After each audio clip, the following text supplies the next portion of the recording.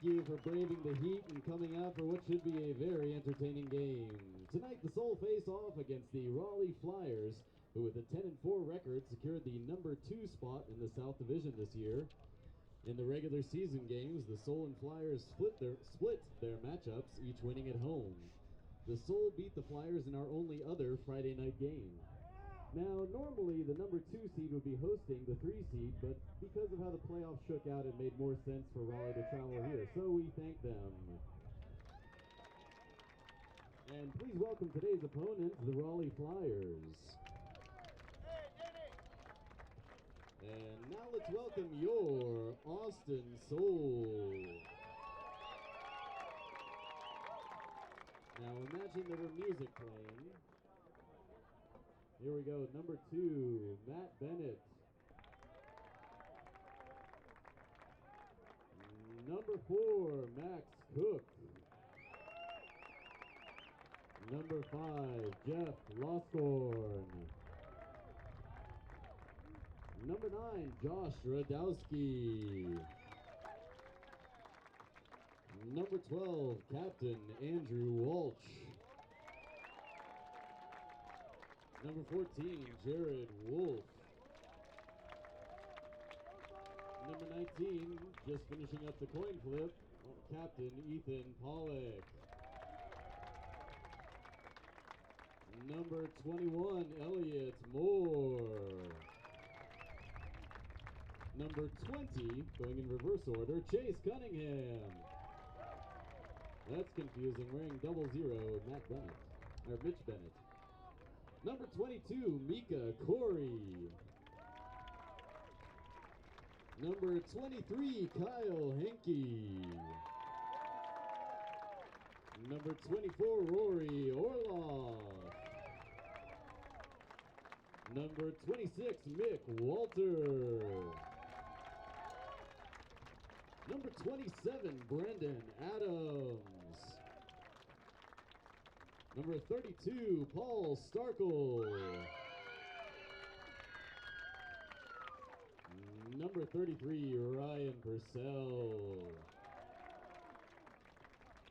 Number 34, Doug Richardson.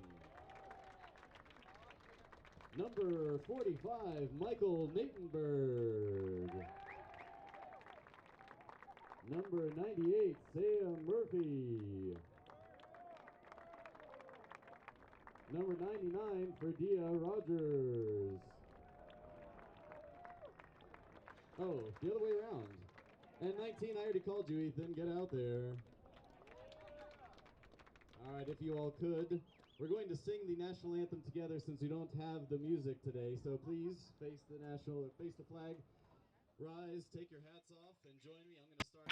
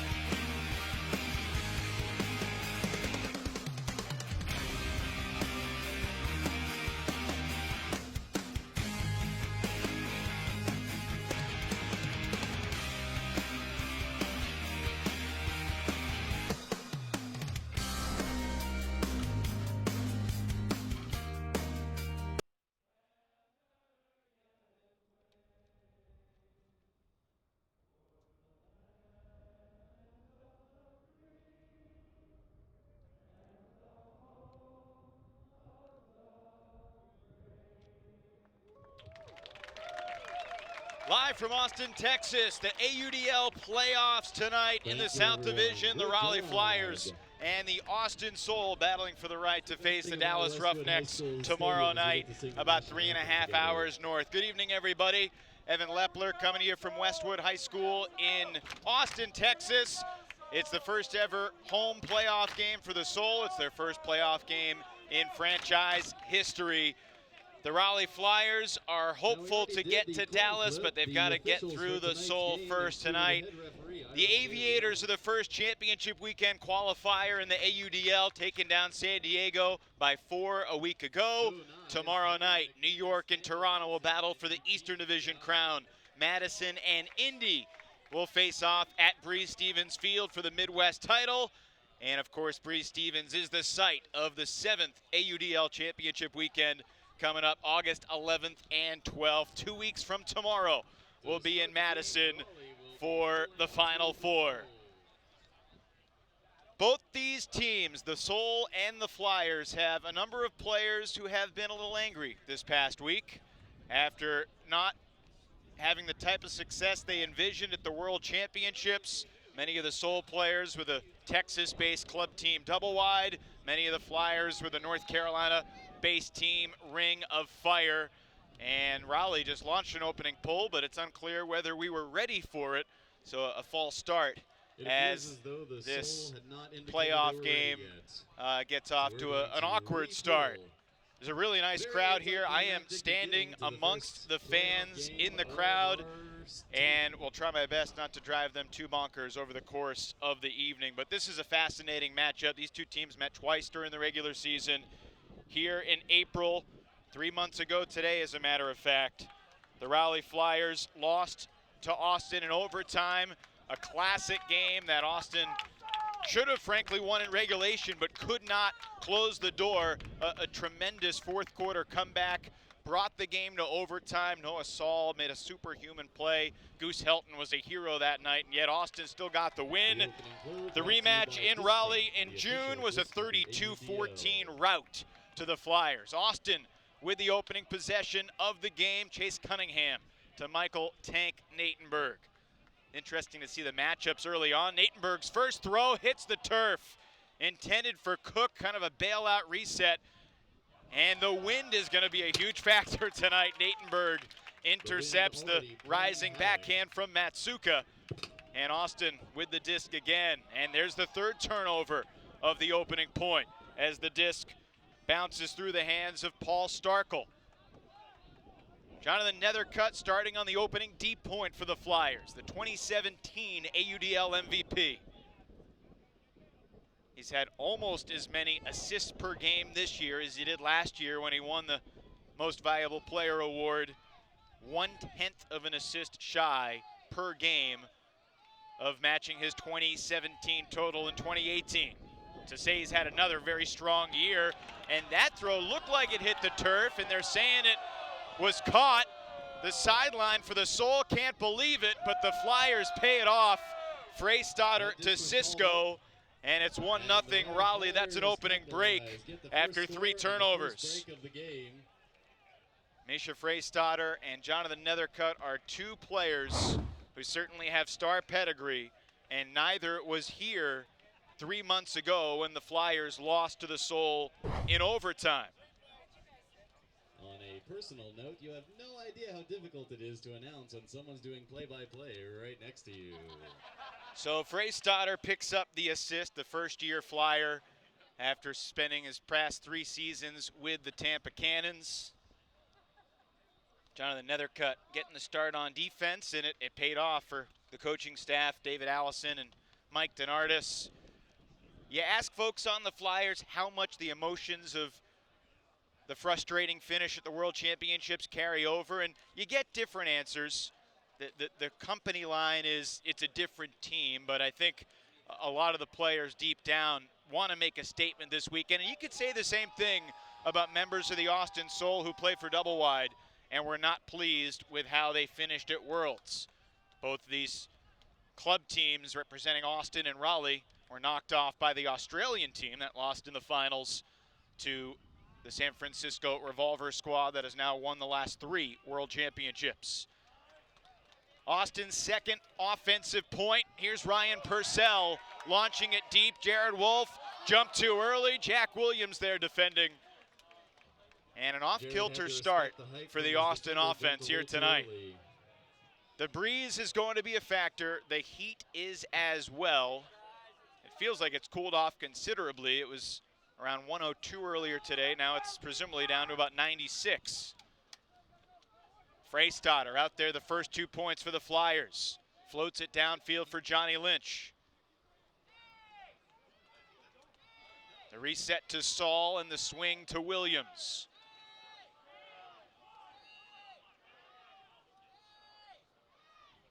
Raleigh Flyers finished the regular season 10-4. Their third time in 4 years in the AUDL that they've won double-digit regular season games. And it appears we've gotten a timeout from the Flyers sidelines. Looks like we have Raleigh in 4 regular seasons, 43-13 in their regular season career. Went to the championship weekend back in 2015, but the Flyers have not gone to championship weekend since the Texas teams came into the AUDL. That has been the Dallas Roughnecks perch the last 2 seasons, and Raleigh and Dallas, the matchup that everyone's been looking forward to all year long, and Austin is hoping to spoil here tonight. Great news. High fives are also free. There's no charge, Ryan Bigley, the first-year head coach of the Soul. There's Bjorn Shea as well. See them trying to analyze the wind. And there's Mike Donardis. See Charlie Muniz on the sidelines. Hope Charlie's feeling okay. He was dealing with migraine pain earlier today. He was initially supposed to be on this roster, which would have meant a great deal to him, considering he's been a fringe roster guy for the Flyers throughout the year. Had an amazing game in the Raleigh regular season finale against the Atlanta Hustle. 6 goals, 3 assists in the win that helped Austin clinch a playoff spot by knocking the Hustle down a peg in the AUDL South. Jonathan Nethercutt with the disc.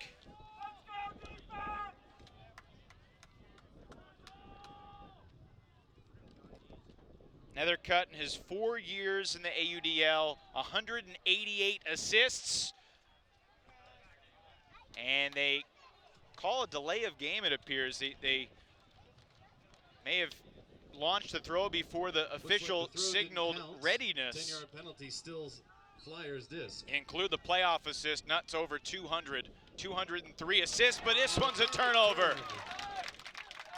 Let's see if the Soul can capitalize. It's the kind of mistake that we've seen from Raleigh in postseasons past.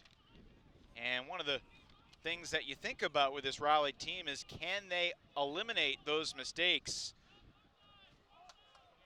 The sentiment is that they have more talent than anyone else in the South, especially in a matchup against Dallas, which would happen tomorrow night at the Colony. Those are the mistakes that would be crushing. Trying to throw through the contact, and Freystadter does commit the call. The trailing referee makes it. Henry McManus, Eugene Downing, Joe Nyes, and Iram Leon are the 4 officials tonight for this AUDL South postseason game.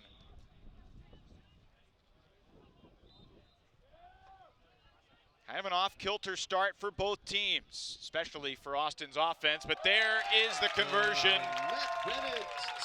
Bennett to Loscorn, and we're tied at 1.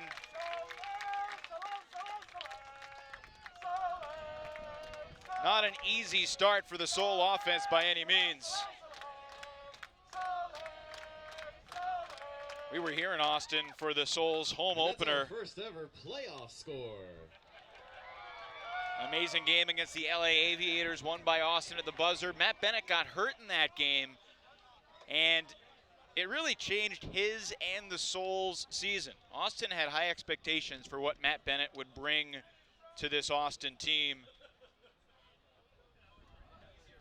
He's played with Dallas the past couple of years with his travel buddy Dalton Smith, and he would love nothing more than to go up against his Texas A&M buddy tomorrow. So 1-1, 8:41 to play in this first quarter. Raleigh's offense on the field for the first time. Bob Liu centers to Jonathan Nethercutt. Kieran Allen is the reset handler to the right. Here's Jack Williams. They open the space up for Jack underneath.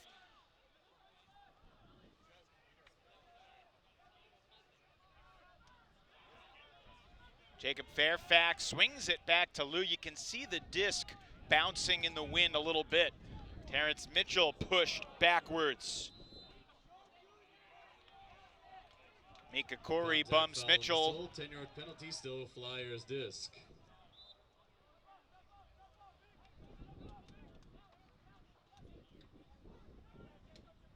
Bob Lou rips a righty backhand deep. Jonathan Nethercutt, who began the disc with the point with the disc, makes an incredible grab over the shoulder of his defender. That's Doug Richardson, who just got skied by Nethercutt, and then Goose Helton finds Terrence Mitchell. After the long throw. Raleigh begins their first O-point with a hold. How about this play by Nethercutt, who's certainly an underrated athlete, and one of the things that has made him such a special player in this league is his ability to make athletic plays like what we just saw.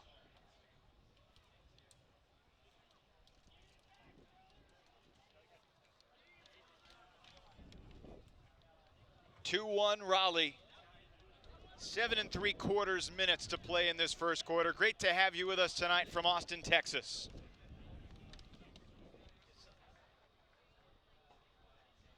Number 23, Kyle Henke, has been a breakout star in 2018 for the Austin Soul. Has had several plays that are worthy of the season-long highlight reel that the league will create. Obviously, the buzzer beater to win the season opening game. He doesn't come back for that disc against LA. Maybe the Soul don't win that game, and maybe we're not here in Austin tonight. And of course, on his 20th birthday, Henke had the greatest that any of us have ever seen, leaping from inbounds, catching the disc in the air, firing it to the end zone while he was still hanging and defying gravity. This is Starkel, and Orloff was fortunate. He didn't come all the way to the disc, but able to ward Saul off. Natenberg zips it up the line for Cook. Max Cook will be celebrating his 37th birthday on Sunday, and there's an error from the Soul. Matsuka quickly picks up. You've seen a jittery start from the Austin offense, sending Polk deep. That's an old cannon connection. Freystadter to Polk, and that's the second break of the first 3 O-points for the Austin offense. Matsuka wasting little time. And this is exactly the start the Flyers were looking for. The Austin Soul. Pick up your next disc from discstore.com. If you play college or club, much like Nethercutt, being a better athlete than most realize, I think Misha Freystadter has been a better thrower than a lot of people realize. In his career, he has picked up a ton of assists. Renowned for his deep catching ability, 6'7", 27-year-old, originally from Fort Lauderdale, first team All-AUDL, both in 2015 and 2016. This year he had 27 assists for the Flyers in the regular season. The year he had 95 goals, he also had 41 assists for the Jacksonville Cannons. Can the Soul offense figure it out? Bennett to Walter, and then downfield it's Wolf. Johnny Lynch bouncing on the mark.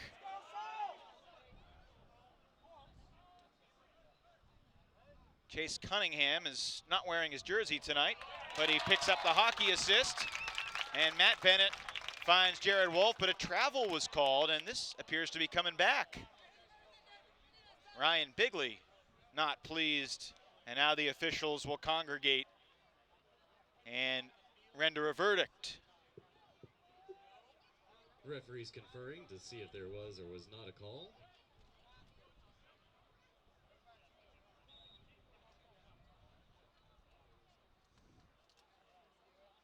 Ryan Bigley is signaling goal, but he doesn't have a striped shirt on.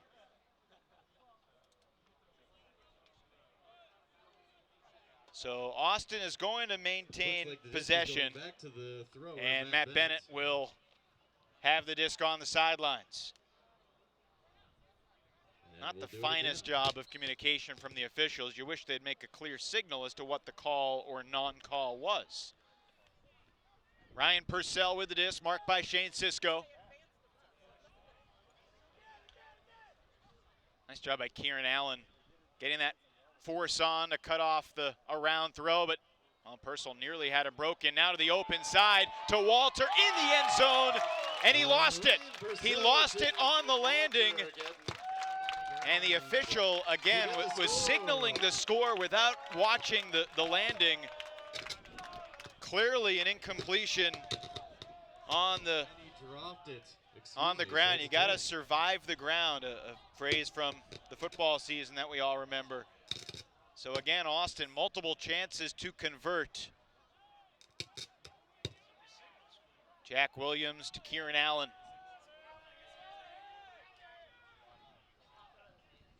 Cisco downfield to Lynch. Lynch, a talented athlete from South Carolina, but that disc a little low, and it was under the reach of Williams. Those are errors that are going to stew Mike Denardis and David Allison, just like that's an error from Cunningham that's going to frustrate the Soul coaching staff. In a playoff game, you expect your players to do the little things right. And so far, both teams have been shaky. Here's Cisco launching deep. Another chance for Lynch. He's wide open. His defender peels off, and it's 4-1 Raleigh.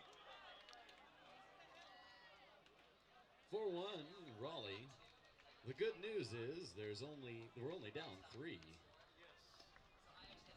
The third break for the Flyers in the opening quarter. And it comes after Austin literally had the disc in its hands in the end zone and could not hang on. The Soul 7-7 in the regular season. They've had a bewildering year. They've looked great in certain games. They beat LA, they beat the Raleigh Flyers. They were more competitive with Dallas this year than they had ever been. Arguably, they should have beaten them a couple times and couldn't close out tight games against the Roughnecks. They also had some eyebrow-raising results against the Nashville Night Watch. Nashville's a much better team this year, but a couple games that the Soul, quite frankly, just didn't show up for. Disc flew out the back of the end zone. So far, the Soul have not showed up through the first 7 minutes tonight.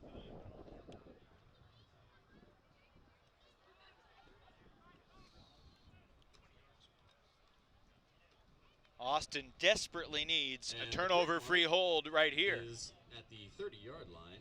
And you see what Raleigh is doing. So far, they've kind of alternated. Nethercutt on one D point, Williams on the next. It guarantees they've got at least one superstar disc mover after a turn. Thought we heard a whistle. That shot goes up deep. Justin Allen ushers it to the ground. And was there a timeout from the sideline before?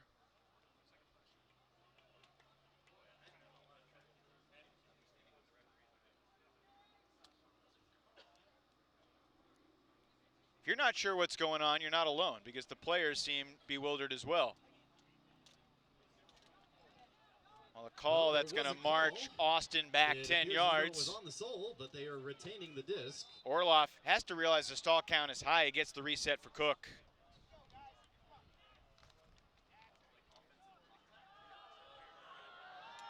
Lost scoring shot too far ahead of Henke. The foul call was offensive contact on the throw. That was the 10-yard penalty. The Soul just not clicking at the moment. Oh, you saw Polk taken off. He collided with Henke at the back of the stack, and Jakeem slow to get up. Tangled their legs. Polk went down. Injury timeout.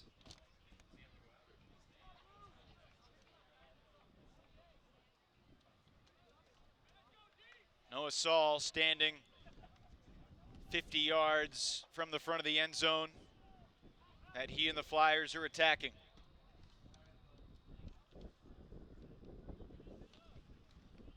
Saul, one of the 3 captains of the Flyers, along with David Richardson and Jonathan Nethercutt.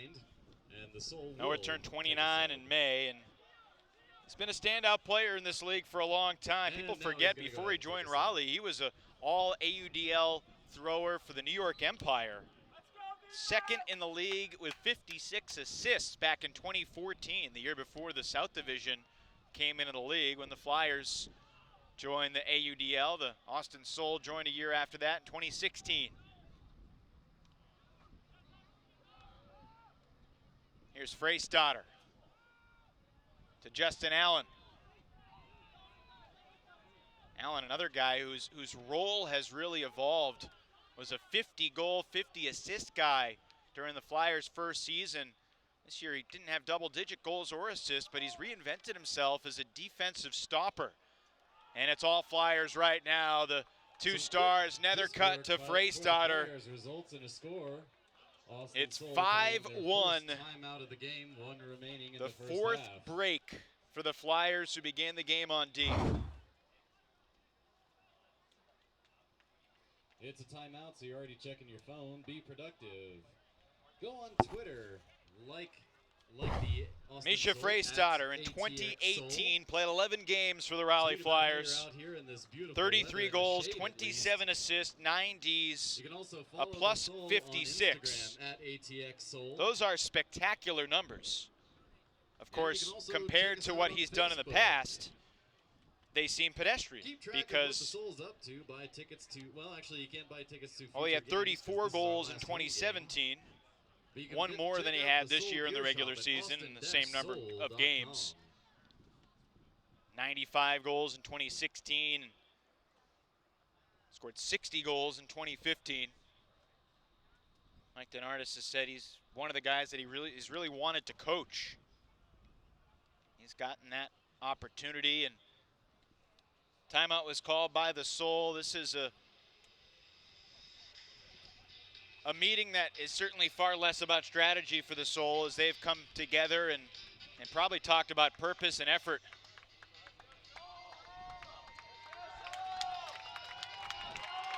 Meanwhile, Raleigh enjoying themselves.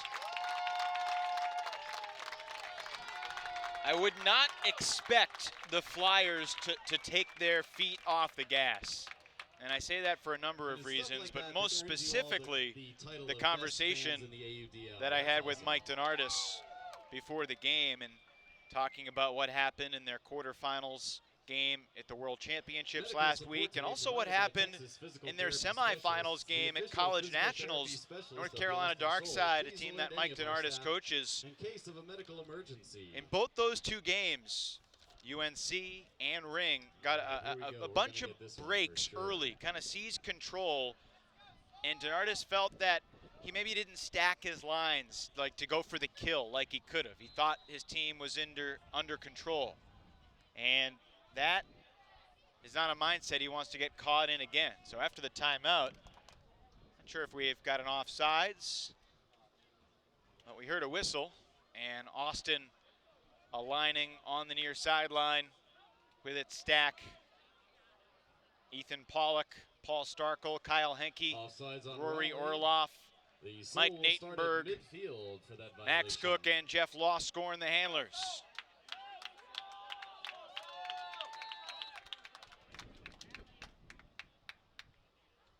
You saw Hartzog initially set the mark on Loss scoring and then go right to the other handler, Cook. One of these defenses that DeNardis coach teams often throw at their opponents, but this time it didn't work too well. Starkle hits Cook, and goodness, it feels like it had been a while since the Soul had scored. That possession only took him 15 seconds.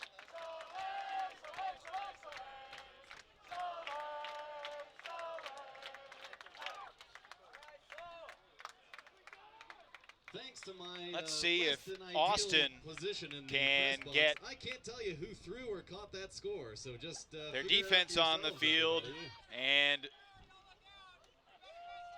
try to change this game.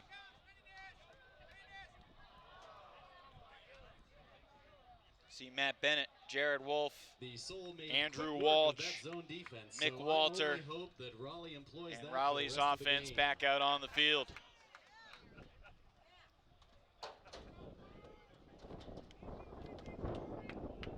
It's Helton, Fairfax, Mitchell, Allen, Kieran Allen, Nethercutt, Lewin Williams. Helton chased by Walter. Thought about the flick, Huck. Instead, he's got Kieran Allen coming across. The throw popped up on him, and he snagged it late regardless. Walsh with an active mark. The swing for Nethercutt.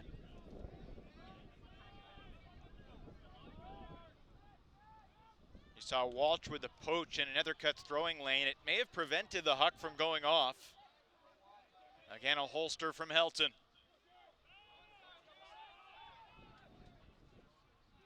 Nethercutt calmly rises it to Williams in power position. The space open underneath for Mitchell. And there's Helton, who got undercut.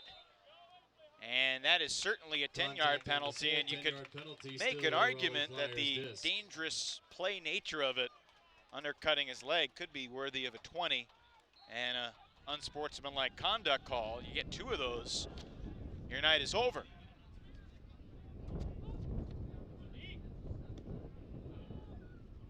Nethercutt swings it for Lou. Never know which hand Bob Lou's going to throw with.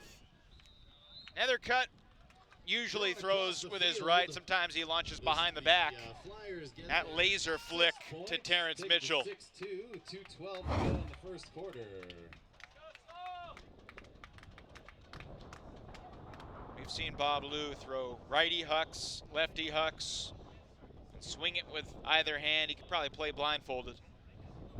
And Terrence Mitchell, who will be just 23 years old in August, continues to be a cornerstone for this Raleigh team. Do a little ditty. Terrence Mitchell has played every game except one in Flyers history. 55 of 56 regular season games. His numbers: 119 goals, 64 assists, 25 blocks in 55 games. Let's go Soul. And he hasn't probably reached his prime yet, considering he's just 22. Here's Kyle Henke, chased by Jakeem Polk. Resets for Ethan Pollock, who's finally facing a man his own size in Misha Freistatter. Pollock racing up the line. They thought there was going to be a switch, but Saul and Freistatter, a little miscommunication. And then Pollock to Orloff. That's back-to-back smooth holds for the Soul after they were broken 3 times in a row. Some nifty pivoting by Ethan Pollock.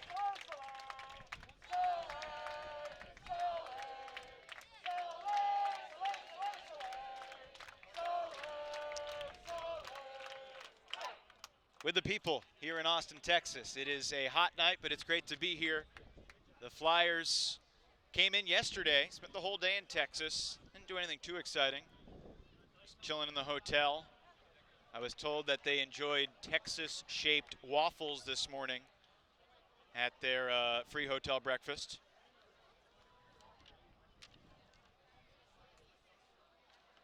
Both these teams are hoping to drive to Dallas tonight or tomorrow. In Austin, it's currently 97. Brendan Adams with the pull for the Soul.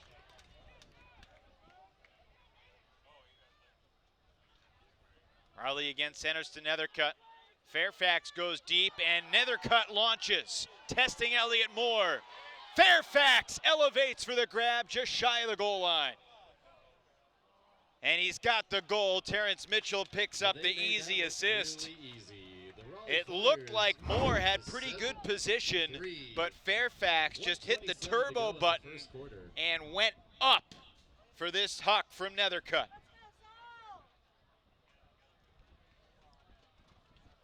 Speaking of young talent, the Soul trying to find their footing in this first quarter.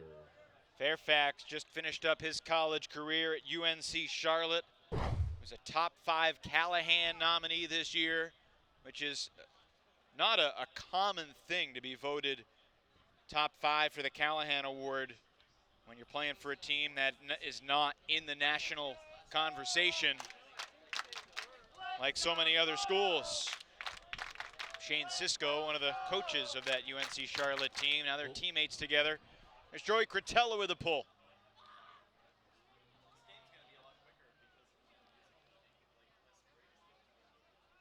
(7-3). The Soul trails. Natenberg got wide open underneath to Henke. And now Cook.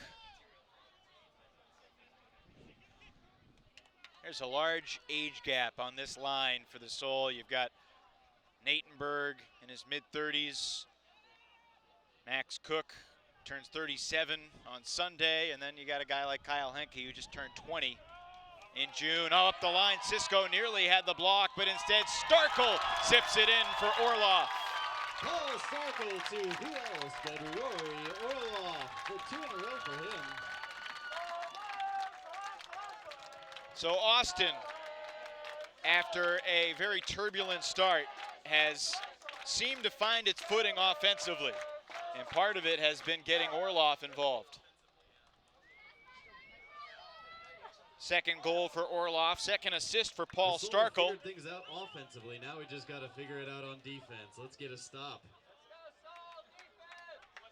Orloff this season, 27 goals in 11 games. When Raleigh has so many athletes that can jump really high.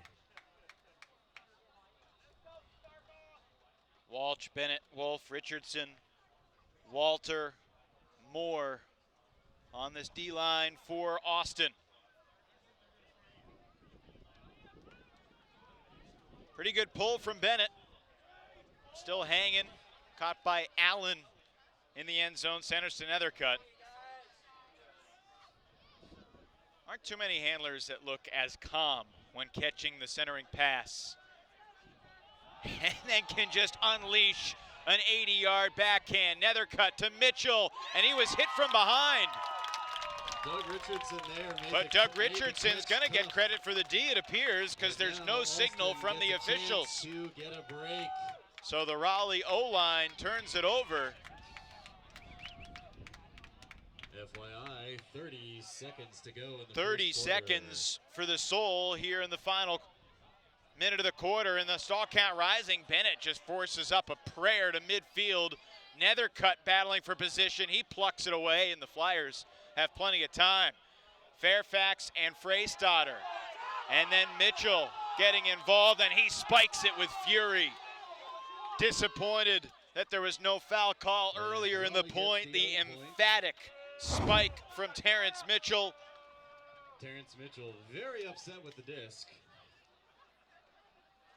Soul fans were wondering, could there have been a travel call here? And it's a tough one.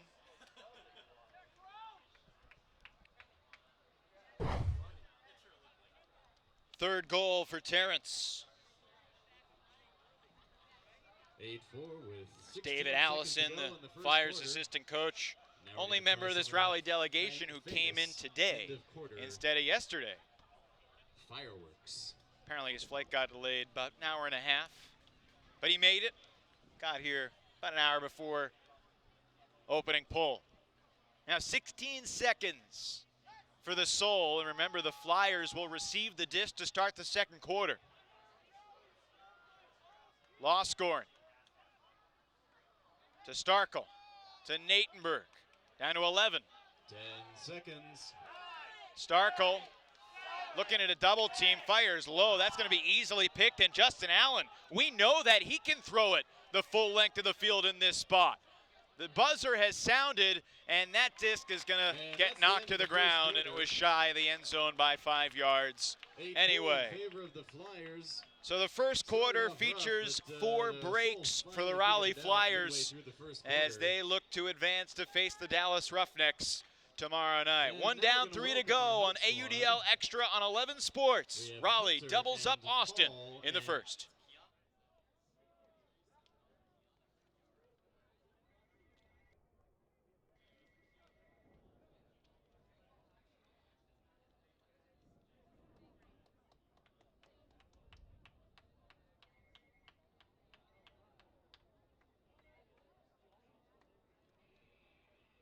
And you all know what we're doing. We're doing the field goal challenge. The kids are going to line up, and first kid to throw it through the uprights wins.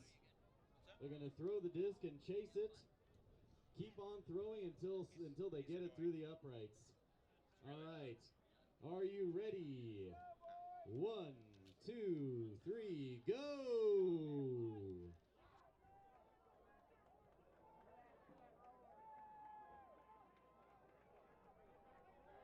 A cluster F Like, it's a good shot. Just let me know so I can. Red absolutely destroys it. Oh, and I thought she threw it through. Well, there we go. And wow, all the kids kind of ended up there at the same time. And all those kids get to keep those discs. Let's hear it for them. Hey, a nice throw by that little kid to end up there. All right.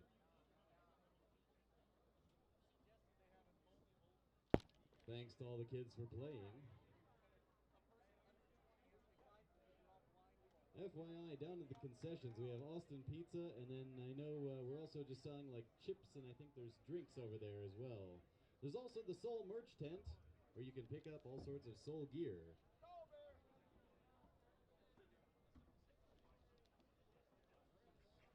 I believe there also might be torch. It's the only game of the night in the AUDL. There will be 3 playoff games tomorrow, each with a berth in the Final Four at stake. Indianapolis will be facing the Madison Radicals at Bree-Stevens Field. The New York Empire heading north of the border to face the Toronto Rush in the East Division Championship game. And in Dallas, Texas, one of these teams will be trying to dethrone the Roughnecks. Raleigh ahead, 8-4. Evan Lepler with you on 11 Sports. And Raleigh will begin this second quarter on offense after breaking the Soul O-line 4 times in the opening quarter. All 4 breaks were in the first 7-8 minutes of that quarter. Austin, after falling behind 5-1, found a little stability and were able to hold 3 consecutive O points to finish the quarter. The quarter is underway. Looking forward to being alongside Ian Toner tomorrow night in Dallas, Texas. Tonight, bringing out the best Vin Scully impression. Jared Wolf almost with the D. Of course, no one can match the legend. Jonathan Goose Helton with possession. And Williams was coming from the far side, but instead it's Mitchell. Absorbs the bump and then throws behind Helton. Short side of the field. Let's see if we can get a quick score. Austin picking up the disc. Less than 30 yards from the goal line. Cunningham to Bennett. Plus the lefty. The righty connects. And there's the first break of the game for the Soul. Some pretty nifty work. Get the quick score and break.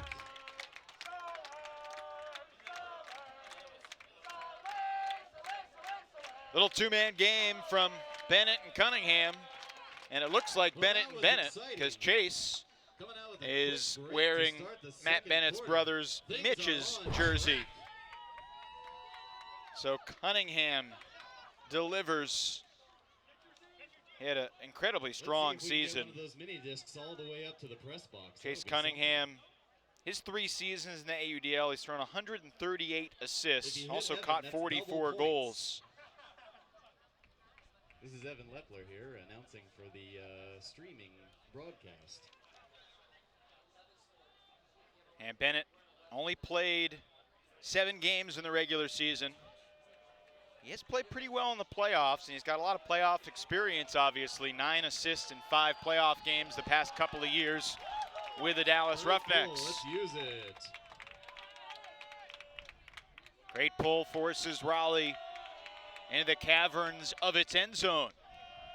This is Brett Matsuka. Often impervious to his mark.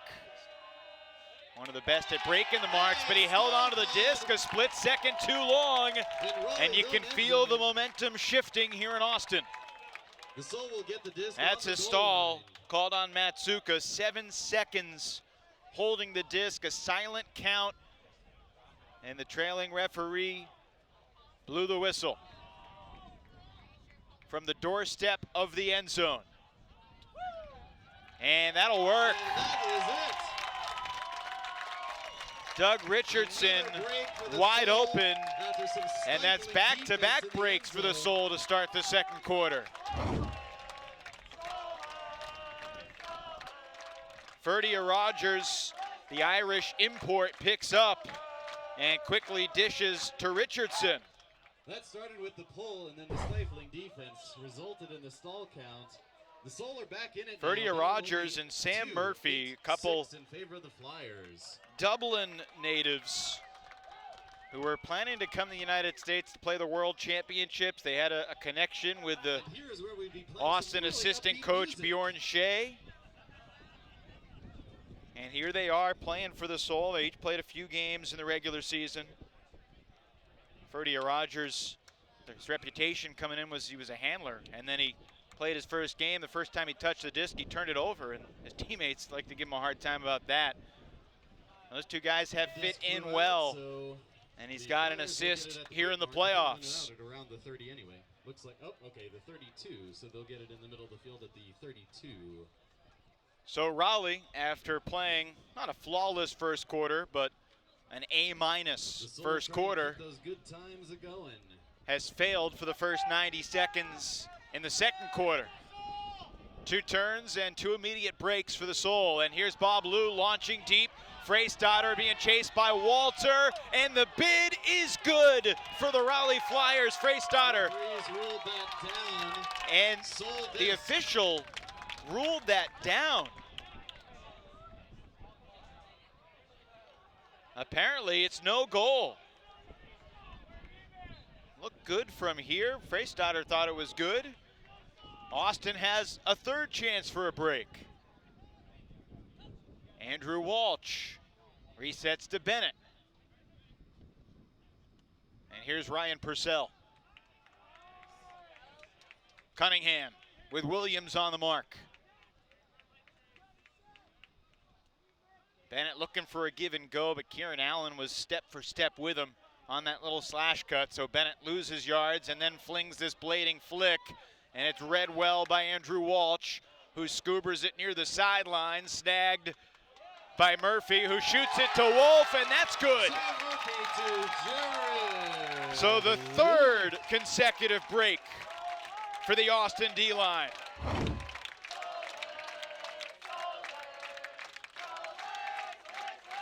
Walsh, the nice scoober, and then Murphy,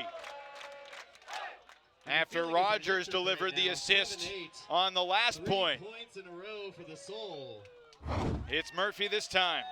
I think the Soul are feeding off the energy right now. Jared Wolf, a great veteran for this team, took last year off after he caught 34 goals in 2016. Jared Wolf transferred to Kansas, made college nationals back in 2004 with the Kansas program. Now 34 years old. He's a middle school teacher. He actually shares a wall with Austin teammate Andrew Walsh. And together they coach 8th grade football and basketball. A few years back, their basketball team went undefeated.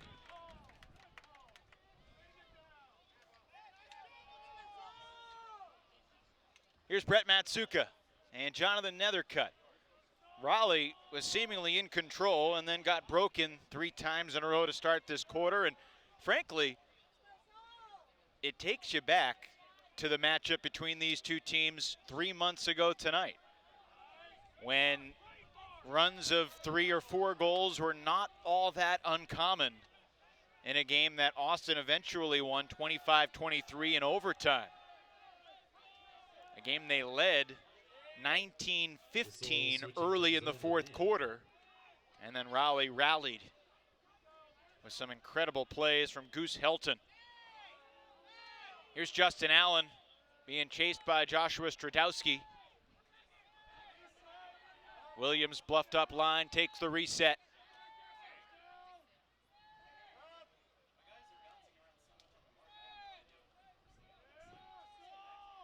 Allen does a little pirouette, needs a reset, finally gets it to Nethercutt, who drops the hammer over Wolf, and it floats perfectly to the back corner of the end zone for Noah Saul. And the Flyers get their first score of the second quarter, bringing it to 9-7. In favor of the Flyers, 8:11 to go in the first So half. Raleigh holds. Fans were hoping another stall would be called on Allen, but he just barely got it off. Switching to man, almost had a turn right near the end zone.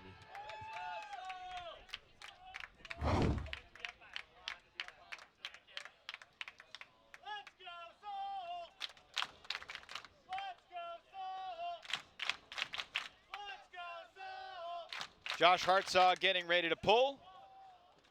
Another teacher. Science teacher, East Chapel Hill High School, where he coaches the girls' ultimate team as well.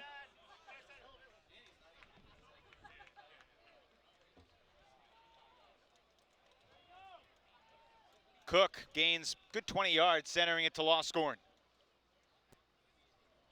And Pollock threw it away. Tremendous defense by Matt Bode. Paul Starkle did not come to the disc. And Bode gets the block. Raleigh picks it up about 33, 34 yards from the goal line. And Bode, who broke a bone in his wrist in June, had surgery late June, back on the field already. Timeout for the Flyers. And Raleigh's going to take a timeout here, looking to seize control back after Austin began this quarter with 3 consecutive breaks. A reminder that tomorrow night, the Dallas Roughnecks will be hosting the South Division Championship game. A game they did not host last year. They had to go to Raleigh and went on the road in 2017. The Flyers went 13-1 in the regular season, but the Roughnecks, after taking care of business against the Jacksonville Cannons in their first round playoff game at home, went on the road and won that game in impressive fashion, 27-24, to advance to championship weekend for their second straight season. Won that game by 3, despite Donovan Nethercutt having 5 goals and 10 assists for the Flyers. So unfinished business for Nethercutt, hoping to return the favor to Dallas this year. 8 o'clock Eastern Time, 7 o'clock Central tomorrow night on Stadium. He gave it away before I was ready. It is Matt Bennett. Jared Wolf and Jonathan Nethercutt exchanging pleasantries. Jared looks to be enjoying the conversation more than Nethercutt, who's got his game face on. Reset to Saul was nearly D'd by the bidding Bennett.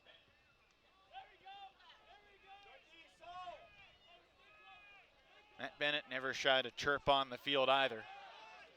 He said that he's always yelling to somebody, either one of his opponents or quite often one of his teammates. Here's Freistadter making the sliding grab with Walter on the mark. To Saul. Downfield, Fairfax makes a tough grab look easy.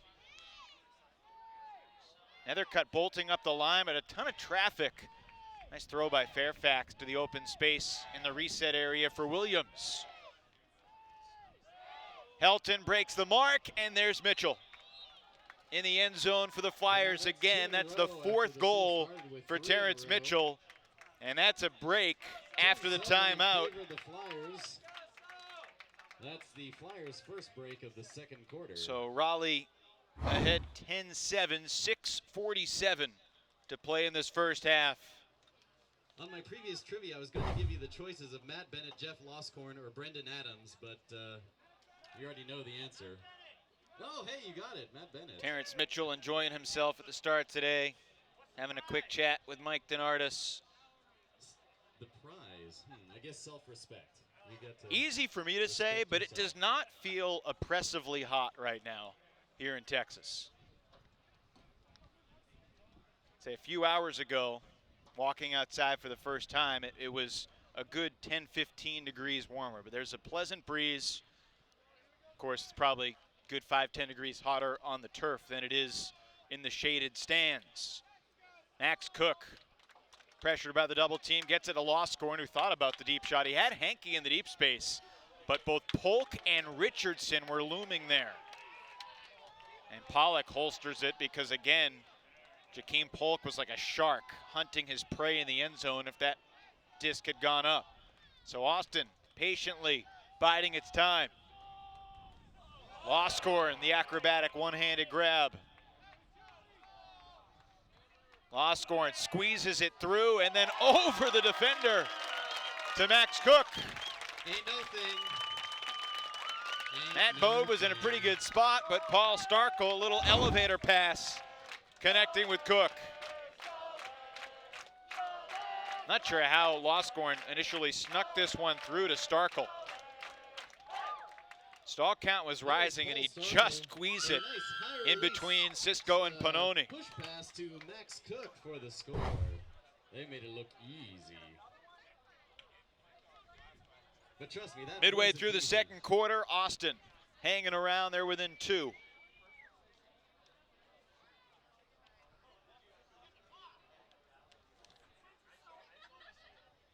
Today's the 7th all-time meeting between the Flyers and the Soul since Austin joined the league in 2016. Raleigh a 4-2 edge all-time. Austin has won 2 out of 3 here in Texas. Soul have never beaten the Flyers in Raleigh. Jack Williams launches the backhand. Adams peeling off defensively, and it was Stradowski there on Helton who broke it up. With the D. Can't teach height. Can't teach Austin height. trying to get back within 1, sending Stradowski. Williams peeled off defensively. Jack has the position, Right, and he's got the block. 6'7" guy sprint the length of the field. I have a feeling if Ian Toner or Chuck Kindred or Megan Tormey or Brian Jones were here, they would question let's get that defense. the hastiness of that decision. Austin had the disc. They had some momentum. He threw into a double team of Helton and Williams, and I'm not sure who your cutter's going to be that's going to have good odds going 1-on-2 against those 2 defenders.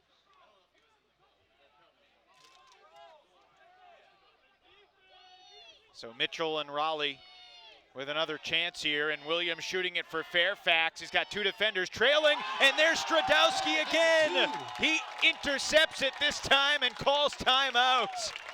Oh, what a play by the former University of Utah standout. Using every inch of his 6'7" frame. Stradowski pulling that one out of the sky. And Timeout for the Soul.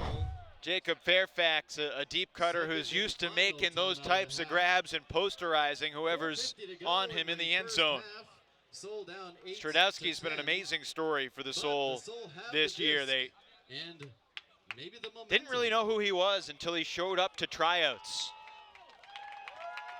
And he hadn't moved to Austin yet. He basically told the coaches and leaders of the Soul and said, look, if I make the team, I will move to Austin.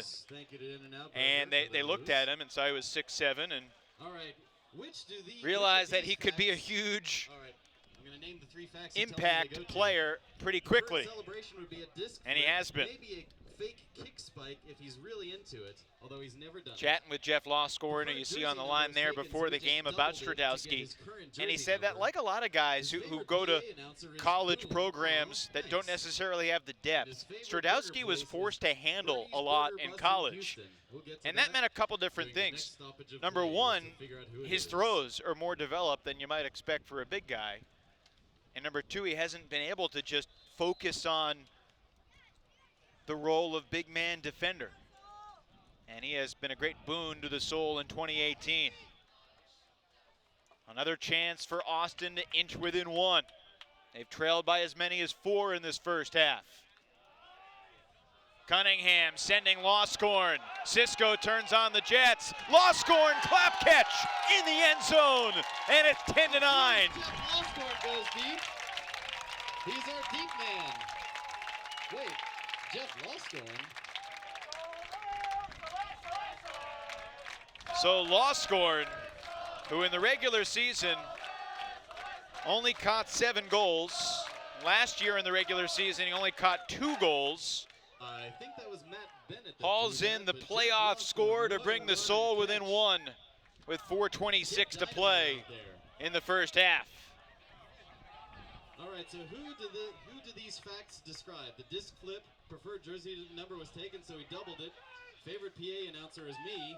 Favorite burger place is Bernie's Burger Bus in Houston. Jeff Loscorn, his wife Shelby, gave birth to their first child a couple years ago, Ford. Lock in your guesses. And the Loscorns are expecting again in late October, early November. Congratulations to them. Congratulations also to Mike Natenberg and his wife Kara Crouch, who are expecting their second child in October as well. He's chatting with Tank before the game. Both he and his wife are teachers, so in the summer they get away. They've driven over 7,000 miles around the United States.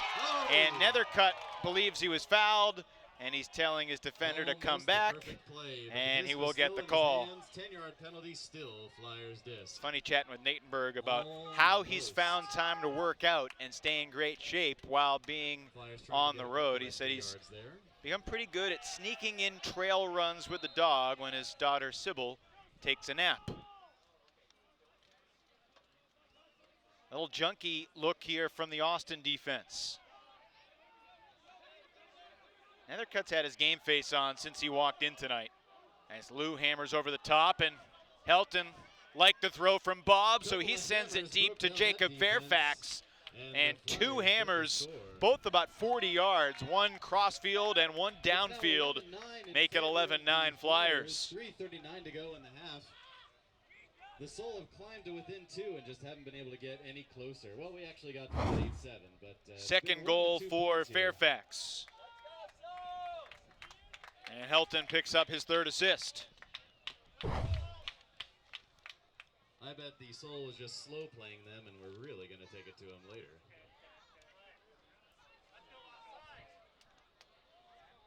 So the Raleigh O-line rests up, and the Noah Saul-led D-line retakes the field. Joey Cretella, Josh Hartzog, the familiar faces of this Raleigh defense. Saul winds and rips. And this is a great pull if it comes back in bounds, and it will. Threw that one close to 90 yards on the fly. A little behind Natenberg, but he makes the adjustment. That throw was tall, but so was Orloff on that particular play. And then he threw it into the traffic jam in the middle of the field, and the plastic found the turf.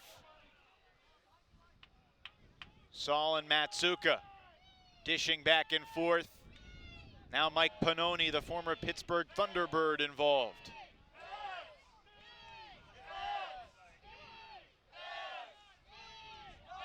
Austin's crowd trying to implore the defense from this Soul O-line to get the disc back. Under 3 to play in this first half. Saul to Allen.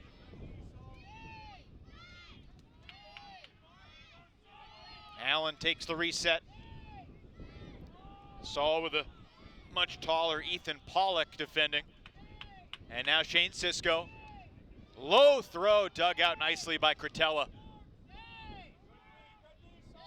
To Saul, to the end zone. Allen's got it. And the emphatic punt spike for the Flyers to make it 12-9. 12-9 in favor of the Flyers. You know, I've never understood spiking the disc. Grab of that point was from Joey Cretella on the low laser. And then he picks up the assist. So Austin began this quarter with 3 straight breaks, and Raleigh has since gotten 2 of them back. Also, I failed to mention earlier in the game, the captains for the Flyers, number 7, Jonathan Nethercutt. Imagine every time the players come to the sidelines, they'll be thinking about hydration and resting up. It's a difficult mindset to have when you know they have to play 2 games in a weekend and that both games are do or die. Talked to a lot of people around the AUDL, and you know, the schedule is all about circumstances, and that's true for any sport. And you hear people talking about in the NBA the number of 4 games in 5 nights, number of road back-to-backs that teams have. In the AUDL, there's often a mindset when you go out on a 2-game road trip, you feel like if you can split, you're in pretty good shape. You go out and win your home games and then split your road games, you're going to have a pretty good season that's going to put you in position. Of course, the Raleigh Flyers didn't have expectations of having a pretty good season. There's Bennett keeping things alive. Bennett rips one long. Cunningham chased by Nethercutt. And Nethercutt's bid was shy of Cunningham's grasp. Stall count rising. Cunningham finds the open lane to Wolf. And Cunningham and Nethercutt, who have had lots of battles against each other in college and in club and in USA training camps, going toe-to-toe again in the AUDL playoffs.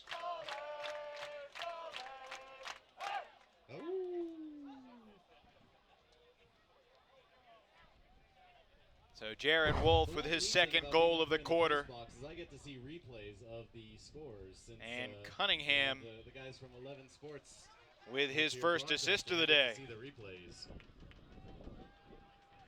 I guess that's the trade-off for I have the feeling that if Austin is going to win this game, the veterans are going to be critical, but so is a guy like Cunningham. He's a guy, type of player that has the raw potential and athleticism to try and take a game over. Of course, the Soul clearly have a mindset that one player can't beat this Flyers team that is just stacked. Nethercutt again calmly accepts the centering pass and deals to Williams. He's got Freystadter going, and he had a couple steps, but the disc was holstered, and then the reset crossfield for Lou. Nethercutt's going deep now. Austin switches. Poach nearly had a D on Allen, and now it's Nethercutt. He floats it long. Freystadter is there. And the very tall Misha Freystadter gets the score. So Nethercutt to Freystadter, a connection that many fans around the league have been looking forward to. From the moment that the news broke, Misha would be joining the Flyers. It was a bumpy start to the season for both Misha Freystadter and the Raleigh Flyers. And Nethercutt was pretty open about talking about how it took a little adjustment period to try to learn how to throw to Freystadter. He talked about how he wanted to miss high instead of missing long, because when he's throwing to Mitchell or Fairfax or Helton, those are guys that usually get open deep with their speed. With Freystadter, you've got that built-in handicap of he can go up over pretty much anybody in this league. And Freystadter really picked it up late in the year. Statistically, had some huge games for Raleigh as they clinched the #2 spot in the AUDL South. Paul Starkel, marked by Mike Pannoni.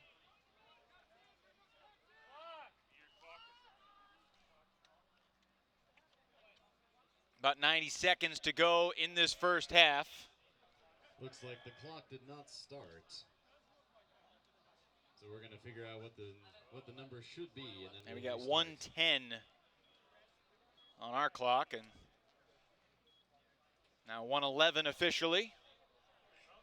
All right, now we're cooking.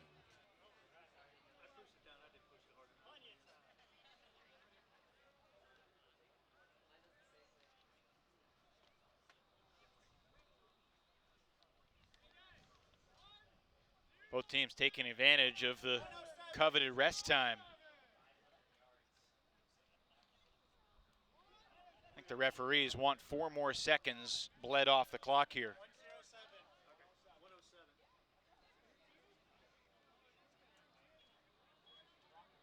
Players enjoying the breather.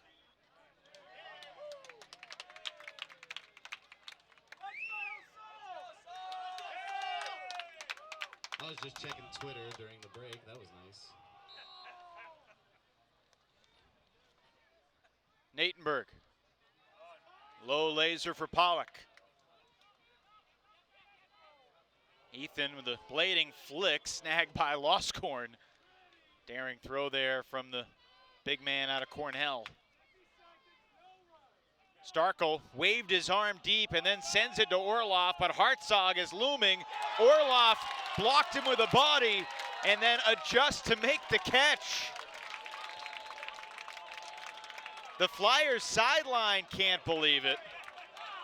Hartzog also wanting a call, and now the officials are going to come together.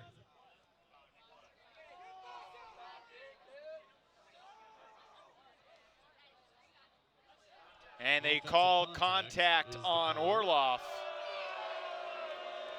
I would have to see that again to really determine whether that was the right call. I believe that is a 10-yard penalty still. If Orloff goes to put himself in that space, uses his body, and then blocks him away, and then pursues it is, I think that's legal, but I think the ruling is that he initiated the contact instead of just planting him in Hartzog's way. So Austin will keep the disc, I think. Donardis is arguing that you're allowed to get to the disc first. Donardis appears to be arguing that if not for the foul, this should be Raleigh's disc, and now I think he might win that argument. And now we're just figuring out where the disc goes. Because on an offensive pass interference play like that, if the offensive player takes down the defensive player, regardless, they're going to give Austin the disc. There's been a handful of uncertainties from this officiating crew in this first half today, to put it lightly. So Austin pushed back to midfield as this final point of the first half, if it is in fact the final point, is going to be measured with a sundial. Cunningham takes the reset for Natenberg. We're under 30 seconds. Natenberg rips one. Cunningham and Henke both nearby. It's over Saul and into Cunningham's chest. So the Soul are back within 21 seconds left in the half. After a lot of deliberation in that point, the Soul come away with a score, bring it to 13-11. 21 seconds to go in the half. Now we just have 21. Nice throw there by Natenberg, who's earned the nickname Mr. Frisbee for all the ultimate he has done throughout his life.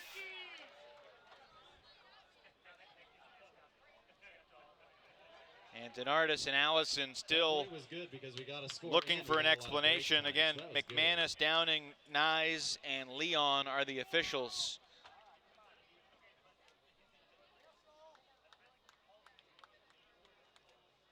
And I can understand the case if he's arguing that without Orloff initiating the contact, perhaps Hartzog would have gotten that D. That dad joke brought to you by me. Boom.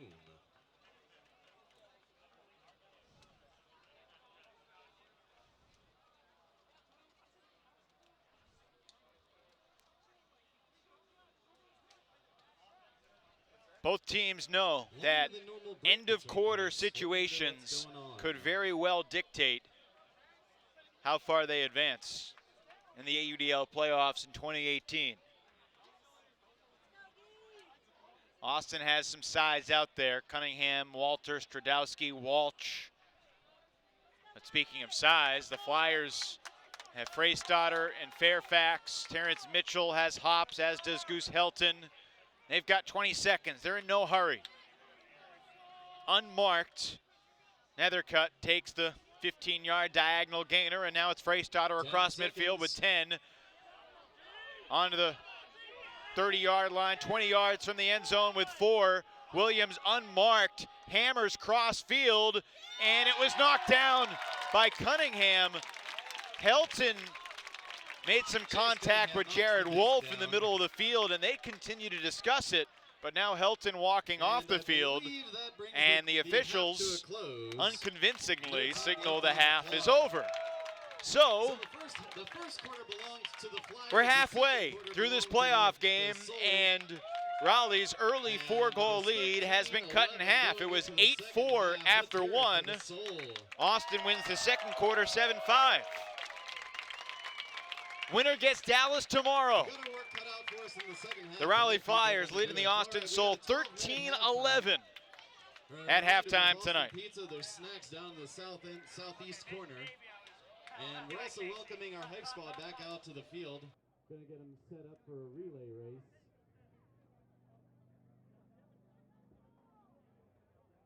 Let them get set up. I know we're gonna do some running and some throwing.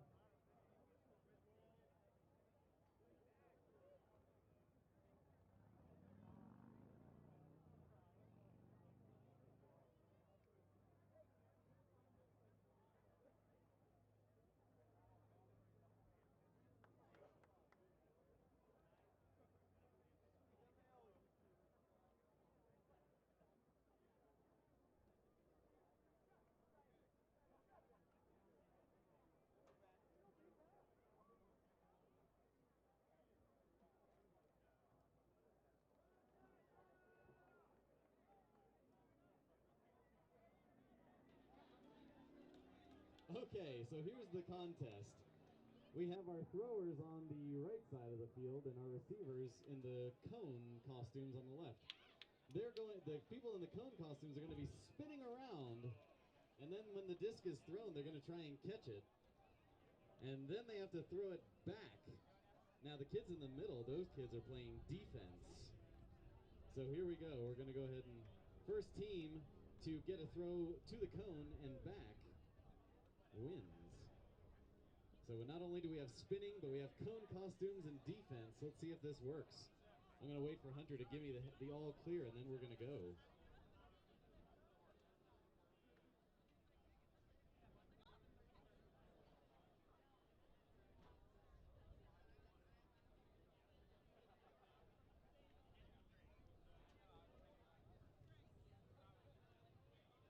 And also, during halftime, I'd like to get an interview with Robert Lewis to find out why he's wearing pants and a hoodie when it's 97 degrees outside. Inquiring minds want to know.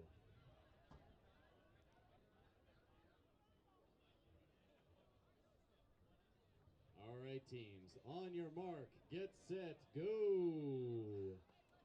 All right. Let's see those throws. Oh. All right, I'm a little confused with what the kids are doing, to be quite honest.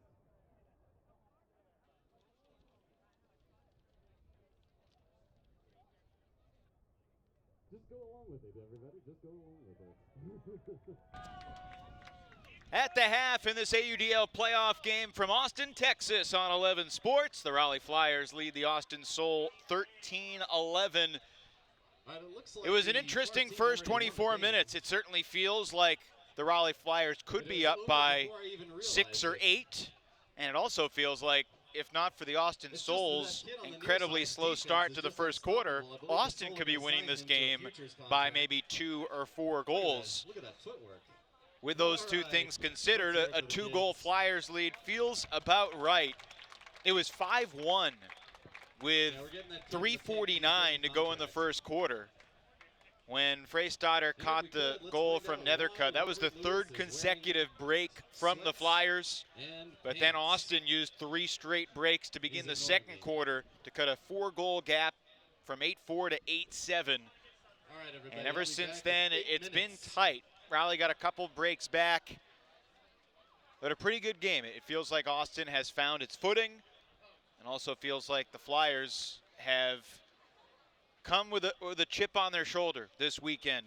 Of course, the AUDL owners in the South made a preseason agreement that whichever region of the division, Texas or the Eastern Seaboard, had more teams in the playoffs would host the playoffs in that one weekend in that location. So with Dallas and Austin both qualifying for the playoffs, certainly not with some controversy involved, the Raleigh Flyers, despite being the 2 seed in the South, coming to Texas and trying to show that they are the dominant team that they have been proclaimed by many throughout the year. They went 10-4 in the regular season compared to Austin's 7-7.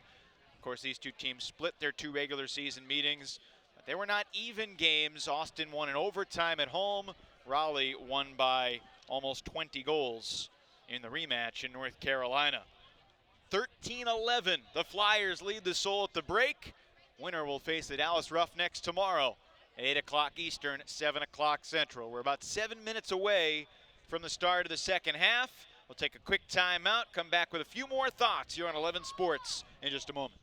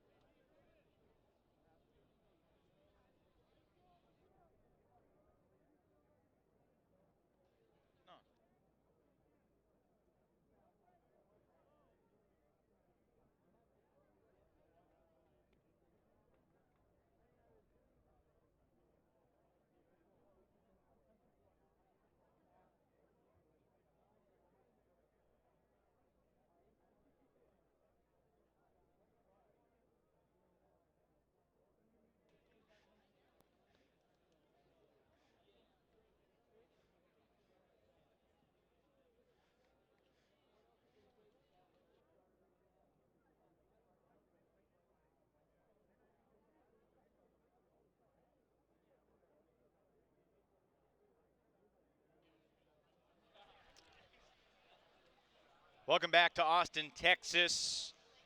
20 minutes past 8 p.m. local time at the half. The Flyers from Raleigh leading the Soul 13-11. Winner of this game, again, will advance to the South Division Championship game. Let's take a look at that championship bracket. Down to 8 teams still alive in the championship race. The West Division held their title game last weekend.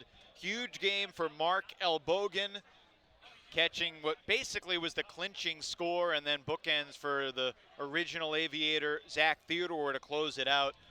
Former Dallas Roughneck, who won a couple South Division titles. Chris Mazer also had a big game for the Aviators, who are heading to their first ever championship weekend, 26-22 over the Growlers. Top left of your screen, the New York Empire.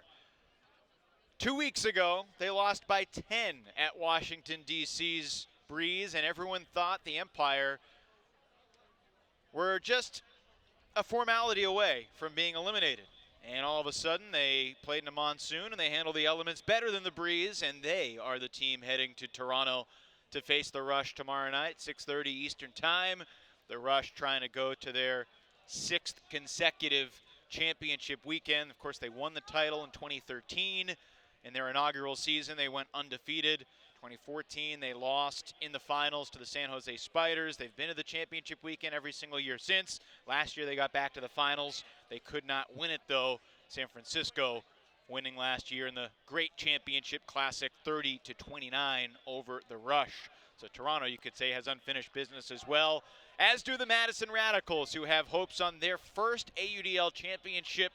They've been to the Final Four each season of their existence, but they have fallen short each year. This time they've got the benefit of home field advantage, and this is all presuming they can get by the Indianapolis AlleyCats, who knocked off Minnesota last week to advance to the Midwest title game to play the Radicals tomorrow evening. And of course, top right of your screen, Raleigh and Austin, currently 13-11 in favor of the Flyers. Winner gets Dallas tomorrow. Well, last weekend there weren't as many games in the AUDL, but there still was plenty of excitement. There were plenty of tough throwing and catching conditions when we're talking about the weather in Indianapolis and in DC. Let's take a gander at last week's AUDL playoff top 10.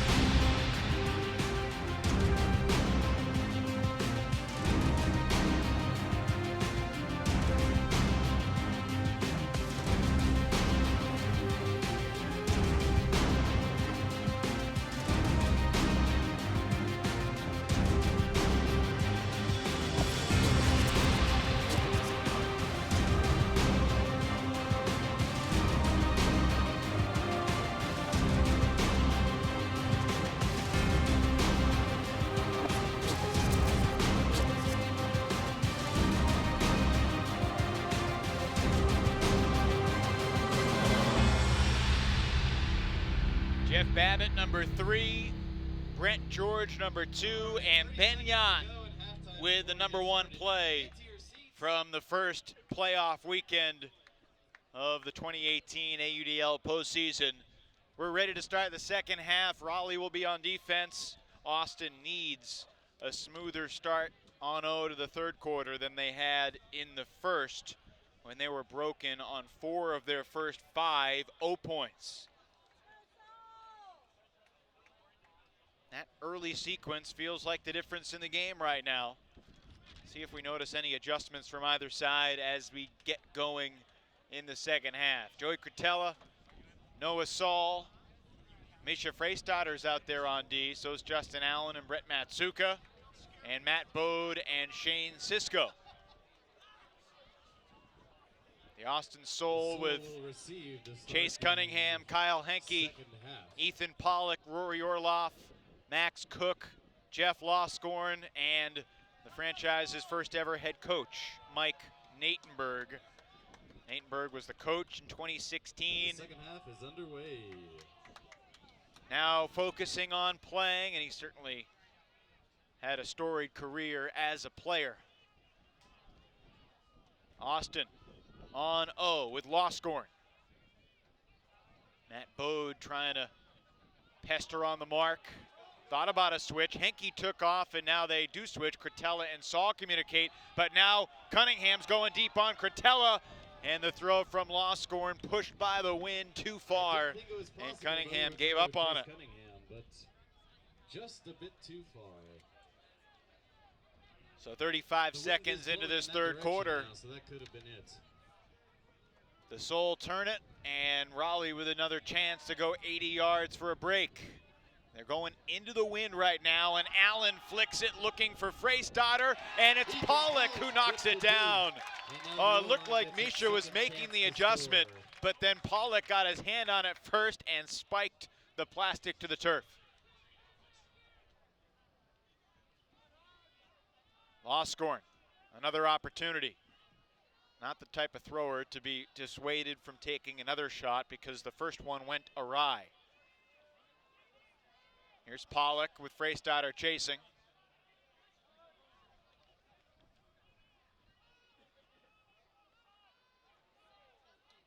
Henke throws and goes, uses Cunningham. And now Natenberg. Lasers the flick for Cook.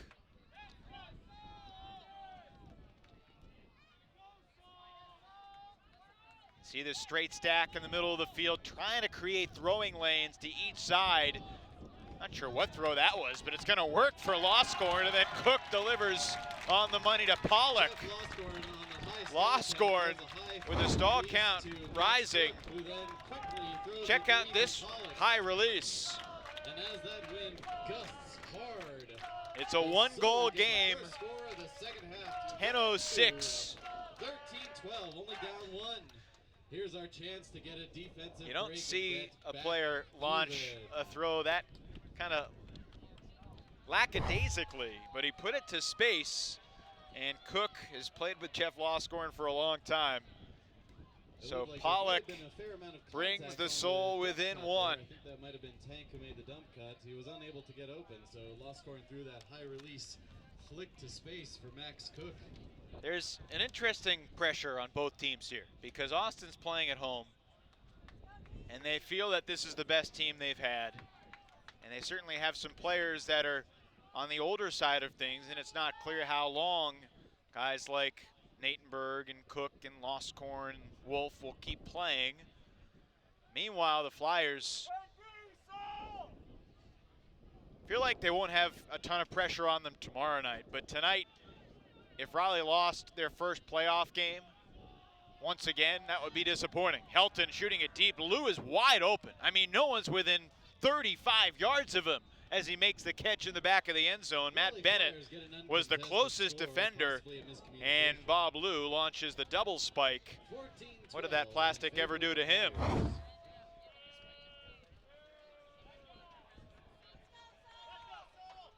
Helton and Lou have been playing together for so long in Chicago, in DC, and now in Raleigh. And Lou is a guy that you think of as one of the more mild-mannered players. He's got a quiet personality. It's hard to get a few words out of him in an interview. But he's been long considered a wizard with his throws. And I think one of the reasons Goose Helton returned to Raleigh this year is because Bob Lou was coming back to play after taking off the 2017 season. And Goose told me earlier in the year that of all the teammates he's played with, Bob may have the best instincts for knowing exactly what Goose wants to do, and they can just make eye contact on the field and know what the other is thinking. 14-12, the Flyers lead by 2. 9.5 minutes to play in the third, and that disc was deflected by Pannoni, and then it popped over Polk, and Henke was just waiting there for it. Not sure how that happened. And then Henke throws it into the defense of Richardson.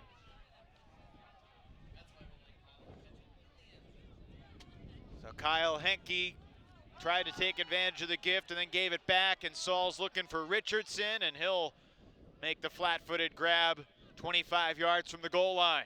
Floats it to Lynch, and he clap catches near the sliding defender, but in the end zone, Pollock comes up with another block.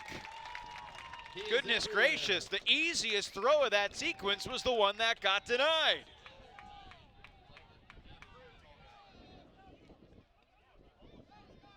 Austin, 80 yards from a hold. Henke, the sliding catch, resets for Natenberg. And Orloff.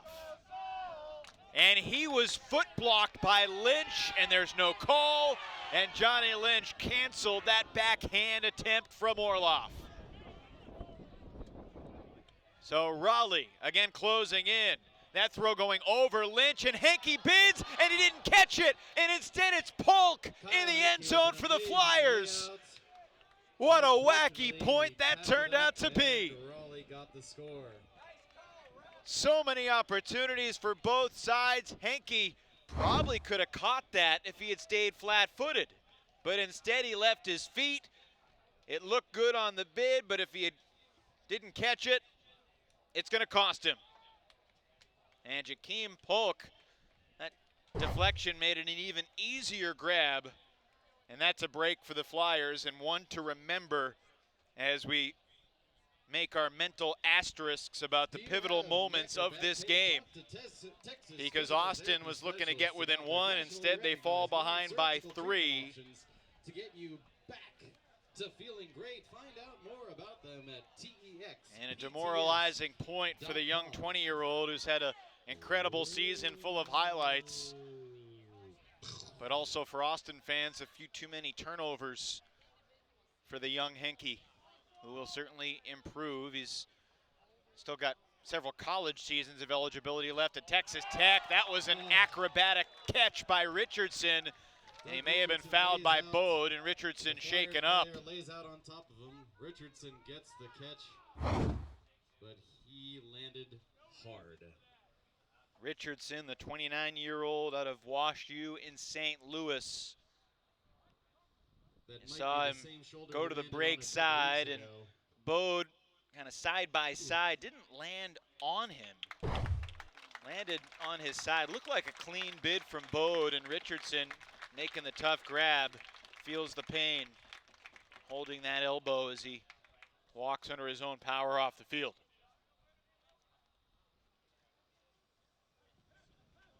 All right, due to the injury, Bode now having a laugh with Cunningham, and they are going to call a 10-yard contact penalty on the Flyers. Soul with the disc.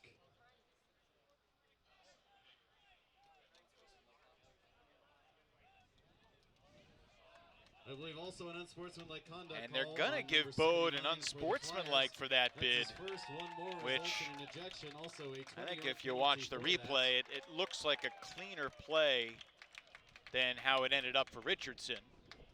But another 10 yards given to Cunningham.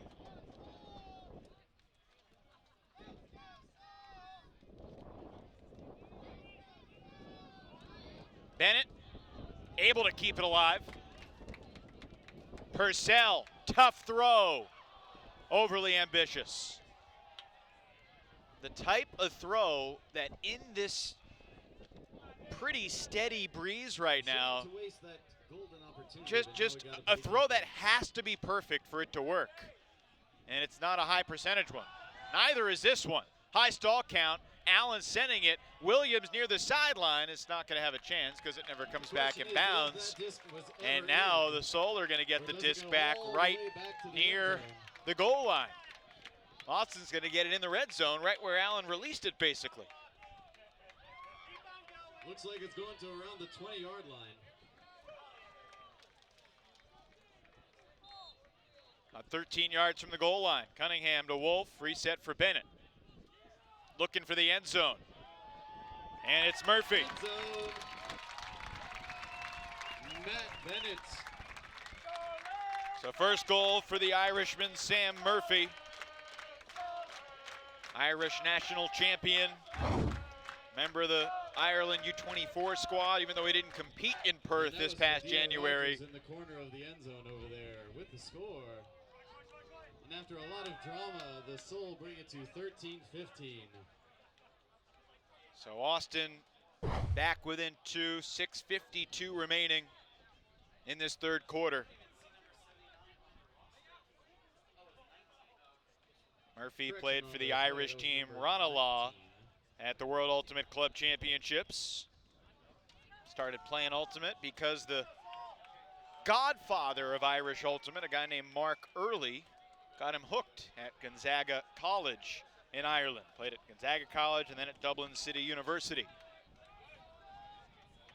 Been fun to see more and more international players in the league this year. Toronto Rush have one of the great European stars, Justin Ford, expected to be in the lineup tomorrow. The Great Britain standout, likely playing D-line for Sachin Raina's Rush as they try to get back to championship weekend and dethrone the four-time AUDL champion Bo Kittredge, who's now playing for the New York Empire. He's never lost an AUDL playoff game.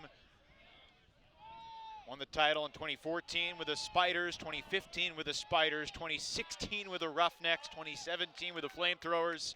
After some delay, this will be the toughest task yet for Bo, trying to take down Toronto tomorrow with the New York Empire. Contact call gives Nethercutt a free 10 yards. Squeezes it through to Allen, right back to Nethercutt. Past the midway mark in this third quarter. Raleigh Flyers have basically led wire to wire. The game's only tie was at 1-1. The Soul made the Flyers throw lots of throws. And the pressure defense in the handler set allows Austin to retake possession and a chance to get back within one with 5.5 to go in the third.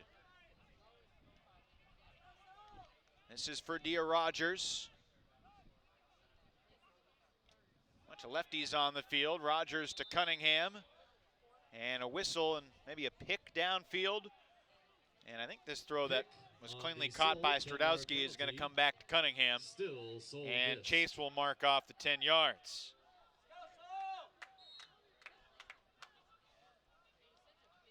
Cunningham directing traffic. Launches the lefty backhand. Stradowski versus Helton. And juggling it, Stradowski makes the catch, but a timeout was called from the Austin sideline before that sequence. So a little drama and nerves that can be forgotten. Check out this sequence here. Elliott Moore and Josh Stradowski almost defending each other. Great shot from our crew. Timeout called by Ryan Bigley on the Austin sideline. Bigley was an assistant coach last year under Edith Tang, played for the Soul in 2016. Bigley, of course, also played 5 games this year when the Soul were short on players. One thing you won't see from Bigley all that often is him directing traffic in the huddle on the field when the O-line's out there. He's been teammates with a lot of these guys for a long time and basically recognizes that they have an incredible amount of ultimate knowledge, and he doesn't need to dictate strategy to Walsh and Natenberg and Pollock and Cook and Bennett. It's a big point here, though. Bigley wants his offense on the field. Before the season, Bigley, who's a huge San Antonio Spurs fan, said he wanted to emulate Greg Popovich as much as possible. Everybody's a critic. It's a good role model. Bigley will be 33 in February. Disc in the hands of Bennett, who, if he helps the Soul make championship weekend, Chase Cunningham has the disc, Bennett the reset. If the Soul can make it to championship weekend, Matt Bennett will get to celebrate his 26th birthday on August 10th. The Friday night before the semifinals in Madison.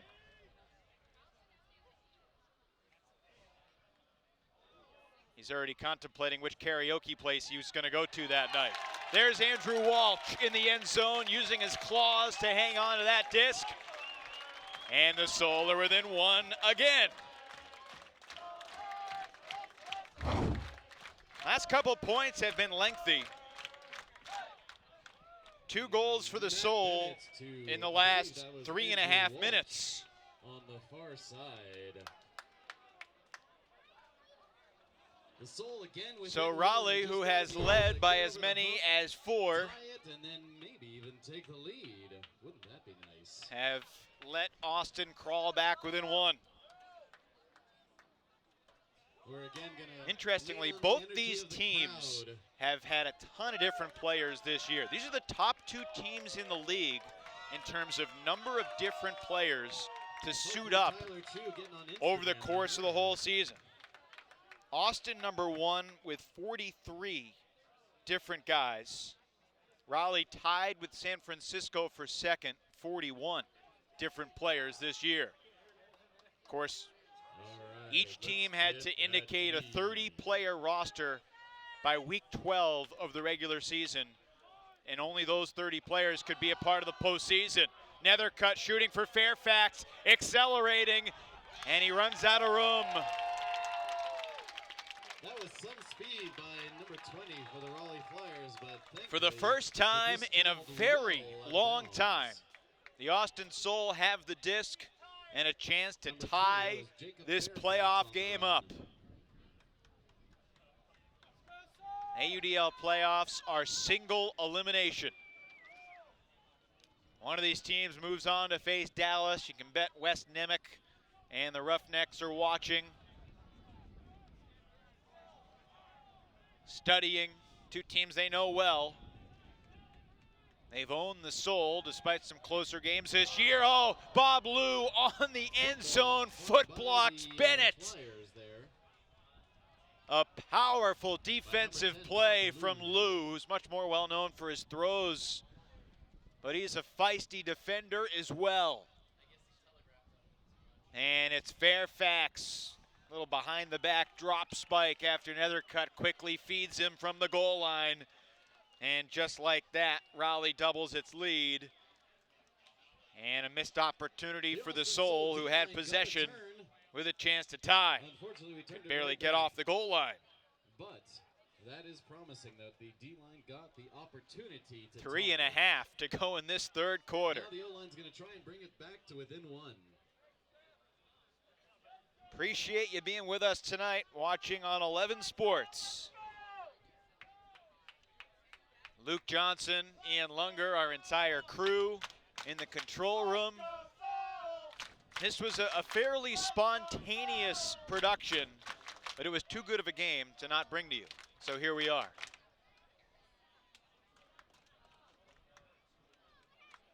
And Mother Nature has cooperated more this weekend than it has last weekend when we were in DC in the mother of all downpours. Loscorn needs a reset, finds Cook. Natenberg, chased by Allen. It's a fun matchup, two wiry players. Here's Cook with Matsuka defending. I think Mike Natenberg's a good comparison for Justin Allen. Allen, of course, much younger. Has a lot more ultimate left. Although don't tell that to Natenberg, who still looks like he's in mid-20s caliber shape. How's his hammer? We'll find out. It's on the money. That was perfect from Tank, with Polk lurking defensively. Henke hauls it in this time for the Soul, who are within 1 again.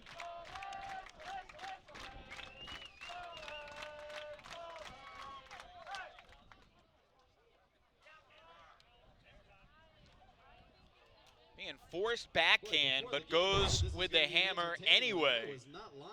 And Kyle Henke, who played baseball for 13 years, had an opportunity to play baseball at junior college, but was a little burnt out, wasn't too keen on the idea of the 5 a.m. workout.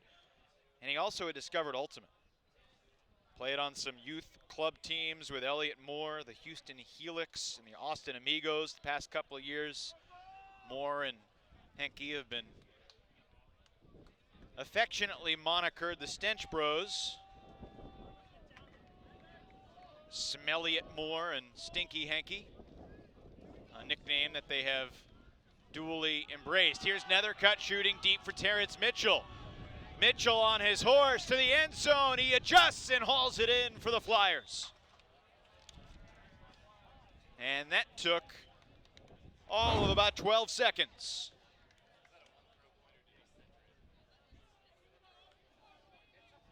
The old one-throw point.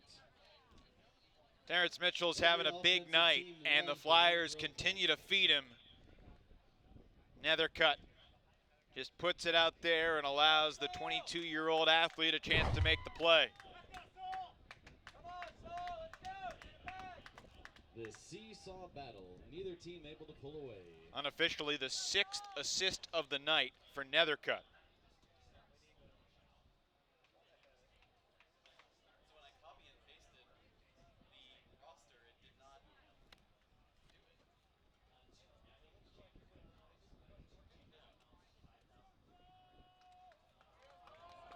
Goal number 5 for Terrence Mitchell. And Austin will pick up the disc right near where everyone is stacked on the sideline. Trying to use that far side of the field. Cunningham came in, now he's going long. Bode peeled off defensively, but Loscorn's throw angles right into Cunningham's chest. Henke running with him is there for the goal. Cutting deep, Kyle Henke with the score. So 2 goals in a row for Henke. Nice read by Cunningham and a really pretty throw from Lawscorn, who may have realized that he could be seeing a poached defender or two, but he angled it right to the big Cunningham, He just went deep and got it. who stands 6'3". While Henke was a baseball player growing up, Cunningham was a golfer. He started playing Ultimate. He threw flicks with his left hand and backhands as a righty. Said he had to learn a lefty backhand to be able to play high-level Ultimate. Matt Bennett. Weirdest thing you've ever heard about the Bennett brothers, Matt and Mitch? Matt is a lefty but plays Frisbee with his right hand. Mitch is a righty but plays Ultimate with his left. Those Bennett brothers are bizarre. They're pretty good though. 1-goal game. Closing in on 2 minutes to play in this third quarter. Nethercutt hammers it. Helton, yes! Jonathan Helton with a one-handed grab as Nethercutt picks up his third straight assist for the Flyers. The Raleigh Flyers get the score. And Raleigh continues to create this small space of separation. You see the eye contact there. Even before Helton made his cut, Nethercutt basically threw him open where only his receiver could get it. Mick Walter had no chance. That's Goose Helton's wife, Kayla, who gave Nethercutt the water bottle first when his husband came, or her husband came off the sideline, and it was Nethercutt who set up her husband to score the goal, who got the hydration first. Interesting to note. Support this evening comes from Native, Austin's locally owned and operated. I mean, Nethercutt did throw him open, so. Specializing in net zero. We got a nice sky here in Austin, Texas. Under 2 to play in the third. Cunningham, low laser for Henke. That was Lawscorn initially. Now Cunningham downfield, wanted it and got it. Natenberg, Allen continues to take that defensive assignment. Tank breaks the mark to Orloff, and a pick downfield is going to cost the Soul their offensive flow and 10 yards. Looks like it's going back to Tank. Chatting with Mike Denardis, the coach of the Flyers, before the game, and he said basically his team not going to pull out any special tricks for this game. He thinks that the Flyers have the better athletes, and he thinks that over the course of 4 quarters, they can win with their athletes. They've got a very tight game, closing in on a minute to play in the third. Kyle Henke, bumped by Polk on the pivot. There was going to be a call. You saw the official on that far side raise his arm, but they completed and continued. And then Ethan Pollock catches the goal, and it's 18-17 with 51 seconds to go in the third.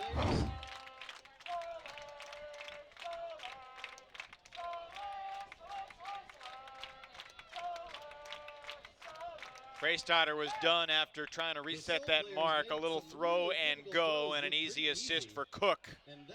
And Pollock, who stands a good 6'7", leaping or loping into the end zone. Pollock in his 3 seasons with the Soul, 28 games, 65 goals, 47 assists, 18 blocks. His final season as a guy in his 20s, he'll be 30, Ethan will in November.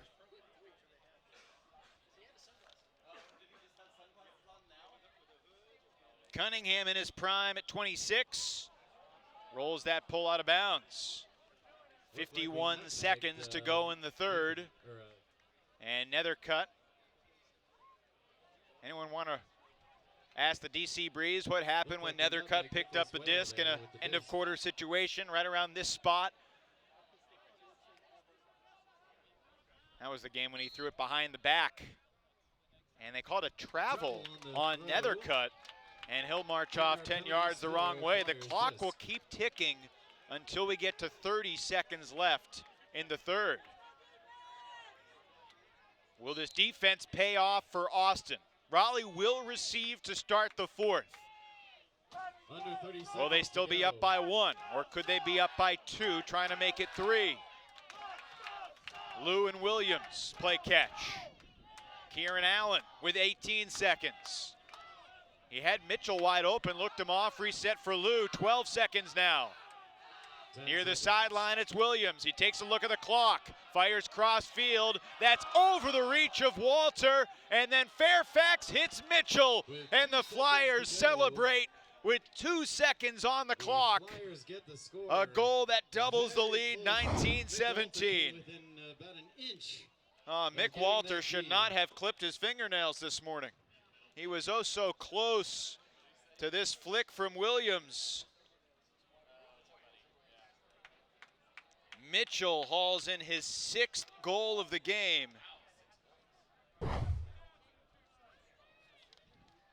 There's an important 2 seconds here for both teams.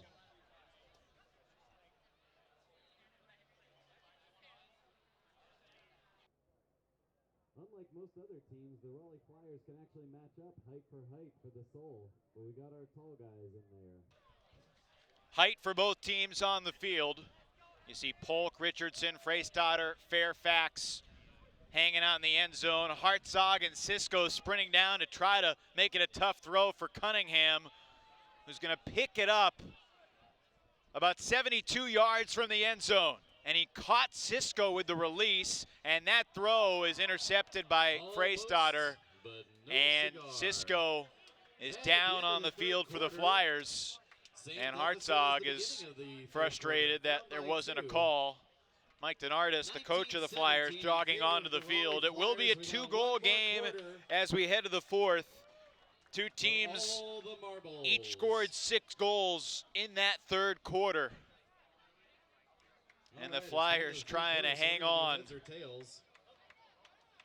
Cunningham and DeNardis seem to be friendly as they went their separate ways. 3 down, 1 to go. 19-17, the Raleigh Flyers in front of the Austin Soul as we head to the fourth. Want to remind you what happened last time these two teams met here in Austin. It was 3 months ago tonight. Austin had a 19-15 lead. Late in the third, early in the fourth, they were up by 1 and needed 1 more completion to close the game out.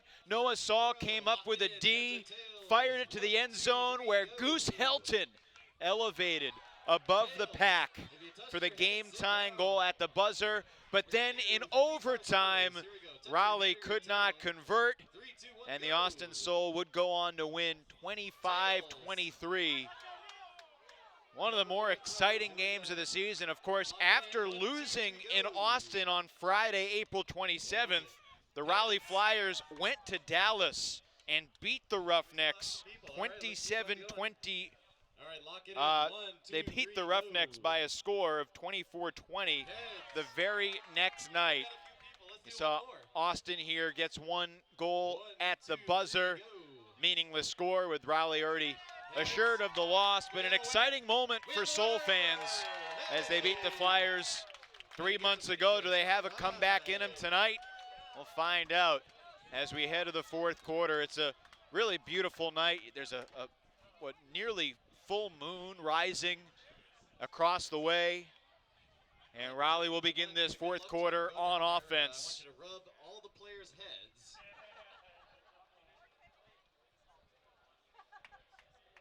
Soul sideline has certainly been loose throughout the night. They recovered from their slow start when they fell behind 5-1 and have won the game since that. Imagine if they didn't get broken 4 times in the first 8 minutes of the game. Cunningham preparing to pull. It's a large crowd that has come out to Westwood High School here in Austin to try to support their Soul. This community has supported this franchise ever since their opening game. First home game was April 9th, 2016. They lost by 11 that day to the superpower Dallas Roughnecks. Take a moment to appreciate how but pretty the moon is right the now. Soul have continued to persevere. You look at their all-time record, 3 AUDL regular seasons, and Austin has gone 18-24, but they've gone 18-12 against everyone other than the Roughnecks. They're 0-12 against their Lone Star State rivals from Dallas. Fourth quarter underway. Raleigh on 0 with Lou, Nethercutt, Williams, Fairfax, Helton, Allen, and Mitchell. Oh, and a drop from Fairfax. 7 seconds into the fourth. Raleigh gives Austin a gift. Bennett rises it for a gainer. Purcell back to Bennett. Cunningham to Walsh. That's a break. Andrew Walsh from Chase Cunningham after the turn on the short field. 19-18, 25 seconds, all that are off the clock here in the fourth.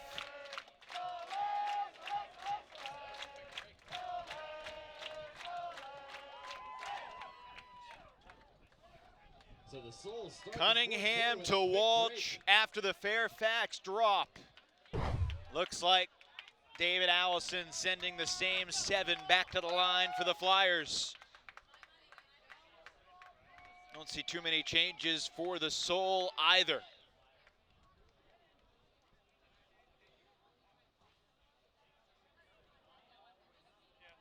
Uncharacteristic mistake from Fairfax, who's been really sure-handed, making the easy grabs and the tough grabs throughout his time with the Raleigh organization.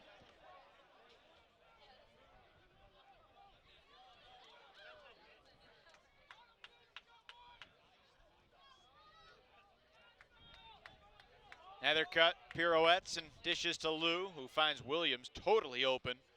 Cunningham runs over to put a mark on. Now Lou near the bidding out Bennett. Williams fires. Nethercutt is the target, and he jumped early.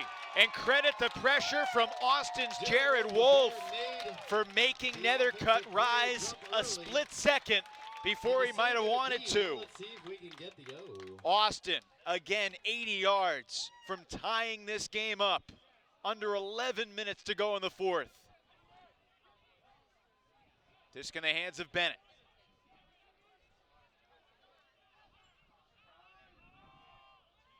To Walsh at midfield. Andrew Walsh, I think it's safe to say, a beloved figure here in Austin. As Bennett shoots it deep to the end zone, and Nethercutt, did he get there? Yes! It was intended for Murphy, and Nethercutt turned on the Jets late and got a fingertip on the disc to get it back for the Flyers. Oh, Austin was one simple grab away from tying it up. And now Fairfax bolting again. Walter chasing. Walter with decent position, but Fairfax rises to the zenith. 10 minutes to play in this fourth quarter. Raleigh trying to maintain its lead. Williams holstered a couple times, resets for Lou. Many of the fans here in Austin have come to their feet.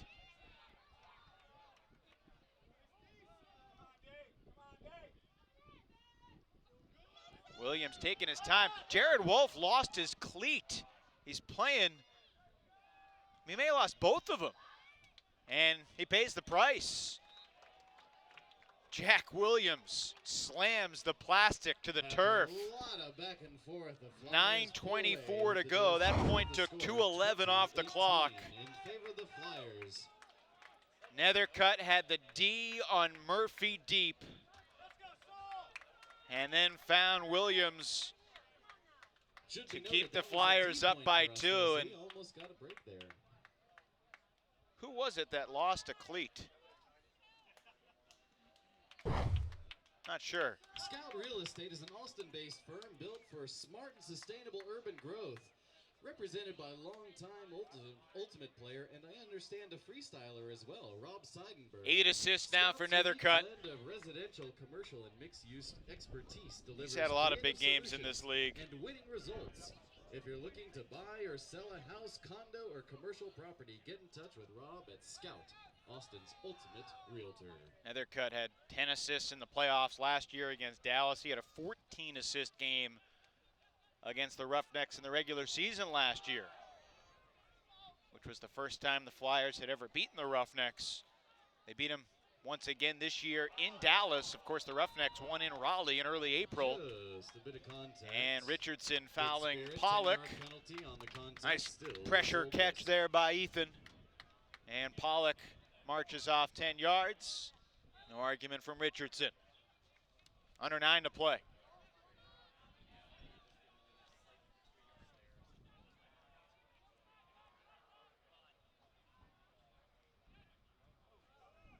This is Lawscorn. He really wound up like he was going to fire as far as he could, but he takes the easier throw. Now this one is short and over Pollock. It just popped up at the last moment. Saul to a wide open Freistatter. He's got Hartzog going deep, and Freistatter takes the easier option to Lynch. Raleigh looking to extend the lead to 3. And Mike DeNardis from the Raleigh sideline said, hold everything. Timeout called for the Raleigh Flyers. Their Clock stops with 8:12 remaining in this fourth quarter. their first of the half, one remaining. Jonathan Nethercutt will be looking for his 9th assist of the night as he comes back And on the Soul field. also has Raleigh one up by remaining 2. There have been a lot of moments, turning More points trivia about in the the second players. half of Each this of the game. players is the oldest of 6 kids, all of whom know how to throw a scuba.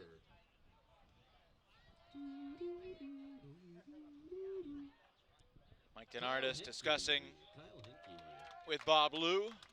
All right, which Soul player decided he liked Tabasco sauce so much he put it in his player profile? It is nice for the winner of this game that they don't have to play tomorrow afternoon in the hot Texas And which heat. player is a former Not that it's going to triathlon be athlete or triathlete. all that cool tomorrow night, but Ryan there's a big Purcell. difference, and the players they around the run so league will much. tell you, from I think I've seen having him on a bicycle a few times on the field, 21-hour period of rest from, say, 10 o'clock local time to 7 o'clock tomorrow, compared to having to come back at 1 o'clock and only having a 15 or Are you so looking hour forward to your retirement layover season period full-time between playing Ultimate? games? Well, 49 Financial is a local firm that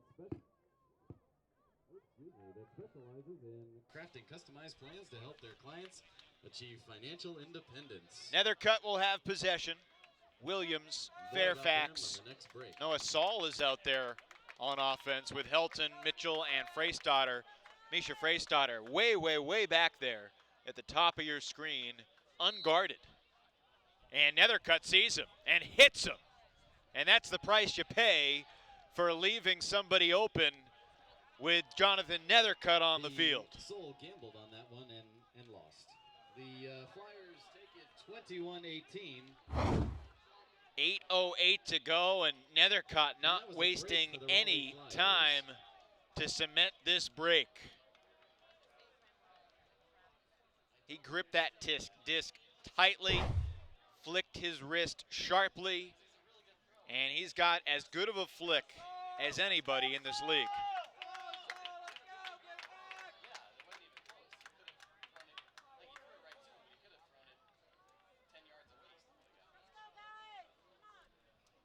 So 8:08 to Nethercutt go, with 21-18 2 assists already in this favor fourth the quarter. Raleigh Flyers. He's got 9 assists in the game.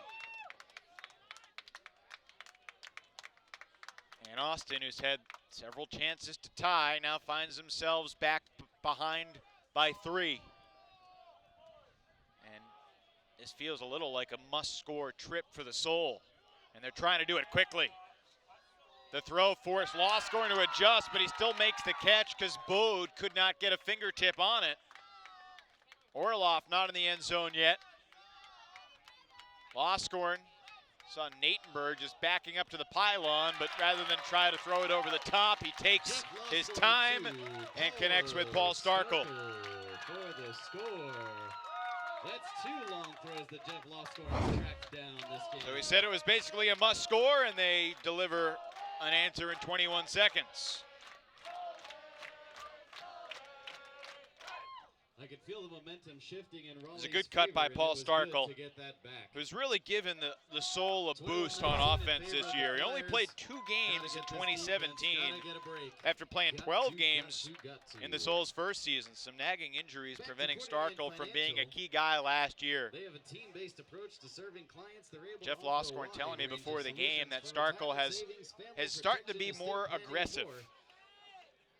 Past, he's been just kind of a reliable reset handler, now taking charge. And I think that slash cut when Loscorn needed a release, an indication of how Starkle has assumed more responsibility.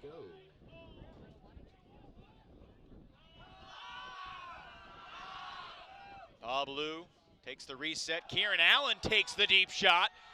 Jacob Fairfax gonna run this one down. Didn't even need to leave his feet. The clean clap catch, and how about Kieran Allen? And more often than not, they have been successful. You talk so much about Williams and Nethercutt and Helton and Lou and everybody else, and Kieran Allen may be number 20 on this roster that you talk about, but the NC State product, who's from Jamestown, North Carolina, drops the dime to Fairfax and makes it 22-19. So the last 2 goals, one for Austin and one for Raleigh, have come in 35 seconds.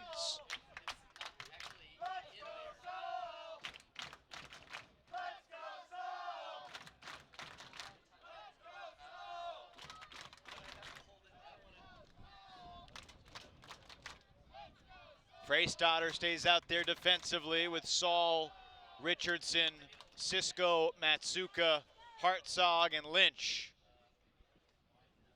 Raleigh centers to Starkle. And Loscorn run into by Freystadter, and he comes up limping a little bit. And Misha Freystadter grabbing his right foot. Goes down with an injury on that. And this is something that certainly could ripple in the South Division over the next 25 hours, depending on how the 6'7" Florida native is feeling. Will the Soul take a sub as well? So 7:22 to go. Freystadter bumping into Loscorn. Nethercutt right back on the field, replacing Misha. Loscorn thought about the huck, takes the reset for Cook.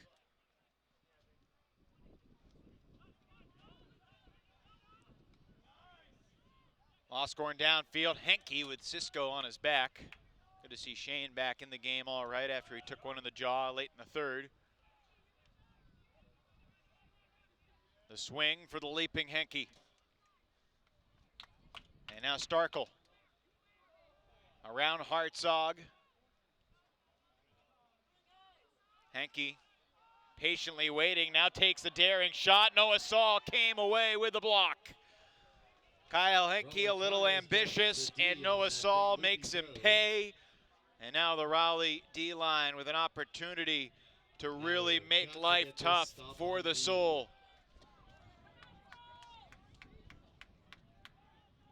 Saul swings for Matsuka. Remember, a few years ago with the Chicago Wildfire, Brett Matsuka led the AUDL in completions. He was Mr. Do Everything for the Wildfire that year.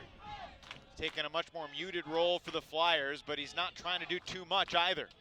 Nethercutt into the wind, looking for Lynch. Orloff chasing. Lynch unable to make the catch. Oh, the type of play that is there for this young star, and Lynch struggling to deliver. Johnny Lynch had it off his hands. The disc knuckled on him late as Orloff made up the ground.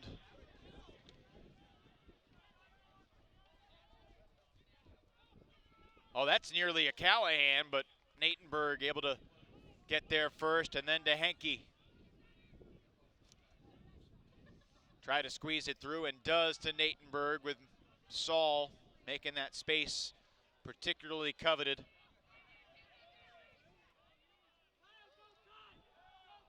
After a few very quick points, this one's nearly 2.5 minutes old, and the Soul do not have time to dilly-dally. With that in mind, Henke fires a laser. Lynch making up the ground. Orloff, though, shields him and hauls it in. So Rory Orloff wins the battle that time with 4:57 to go. It's a 2-score game. And Kyle Henke, undeterred after the earlier error. Kyle Henke also finds a little bit of redemption on that completion. We are under 5 minutes. And that goal keeps Austin within striking distance. Looking for that break. We did it 3 points in a row to start the second quarter. I know we can do it. See Mick Walter in the middle of this D-line. He's the only member of the Austin franchise that has played in every single game for the Soul this year. Mick Walter comes from a tennis background. He was a great tennis player. And he's one of those rare cases of a guy who played in the AUDL and actually played at Worlds last week in Cincinnati, but he's never ever played at college or club nationals before in Ultimate. He's been a reliable guy for the Soul, and they would love for Walter to come up big here. He's chasing Helton on the in-cut. This is Mitchell. Kieran Allen was creating separation going deep on Matt Bennett, but the holster to Williams. Nethercutt's wide open, and he's calling for it. And if they're going to give me this wide open space, oh, that throw forced Williams to work, and then Williams elevates it downfield for Mitchell. Might be Terrence Mitchell's 7th And score in of the game. 23 seconds, 33 seconds, the Flyers convert to 23-20 re-up in the favor of lead to Flyers. 3. 4:24 remaining in the game. Time is now our enemy. I'm just not sure how you match up with Jonathan Nethercutt and Jack Williams when they have the weapons that they do downfield. I'm sure that's something that Wes Nemec and Dan Emmons and Dalton Smith and Matt Jackson are contemplating right now. The Dallas Roughnecks leadership 4 minutes and 24 seconds away, barring a tie, from knowing who they will be playing tomorrow. Cretella on the pull for the Flyers. Another must-score 0 point for the Soul. Raleigh won the first quarter 8-4. Austin won the second quarter 7-5. The two teams were tied 6-6 in the third. Henke to a wide open Pollock. 6 yards from the goal line. Bobbling the reset, Cook hangs on.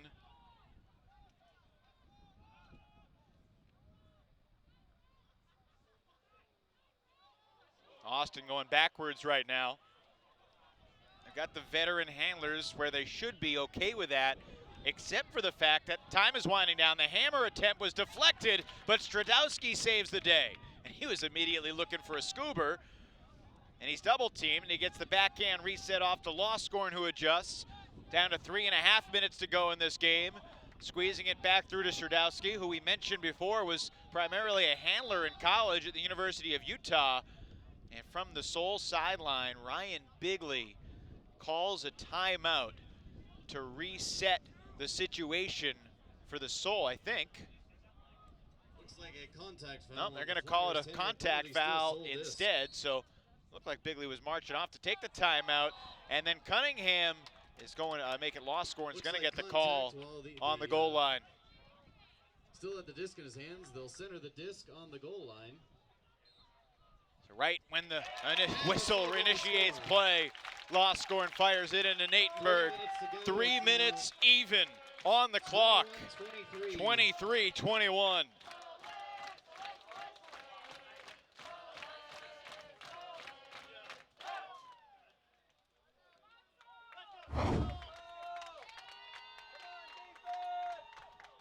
Natenberg beating Allen. Allen has made life tough on Natenberg tonight, but that's one notch for Tank. Why did he get his nickname Tank? Well, he was freshman at Texas. There were too many Mikes on the University of Texas team, and his older teammates thought he looked like Tank from the Matrix. And it was a good call.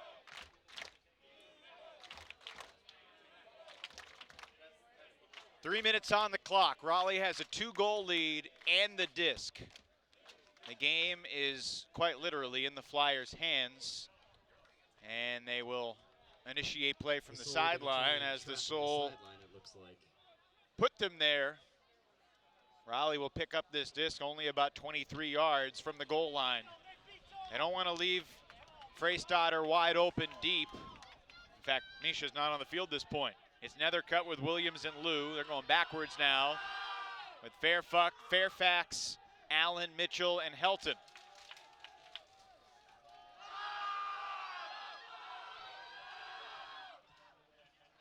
A full moon rising here in Austin, Texas. The Raleigh Flyers coming to the Lone Star State with an ambitious game plan to win twice. Trying to wrap up a victory over Austin, and it's Hilton in the end zone, makes the easy catch, and it's 24-21 with 2:27 to play. Those deep throws and catches are what's killing the Soul. Raleigh has connected on the long ball. 2:27 to go in the game. Looking for a quick score. So Helton runs it down, 2:27 to play.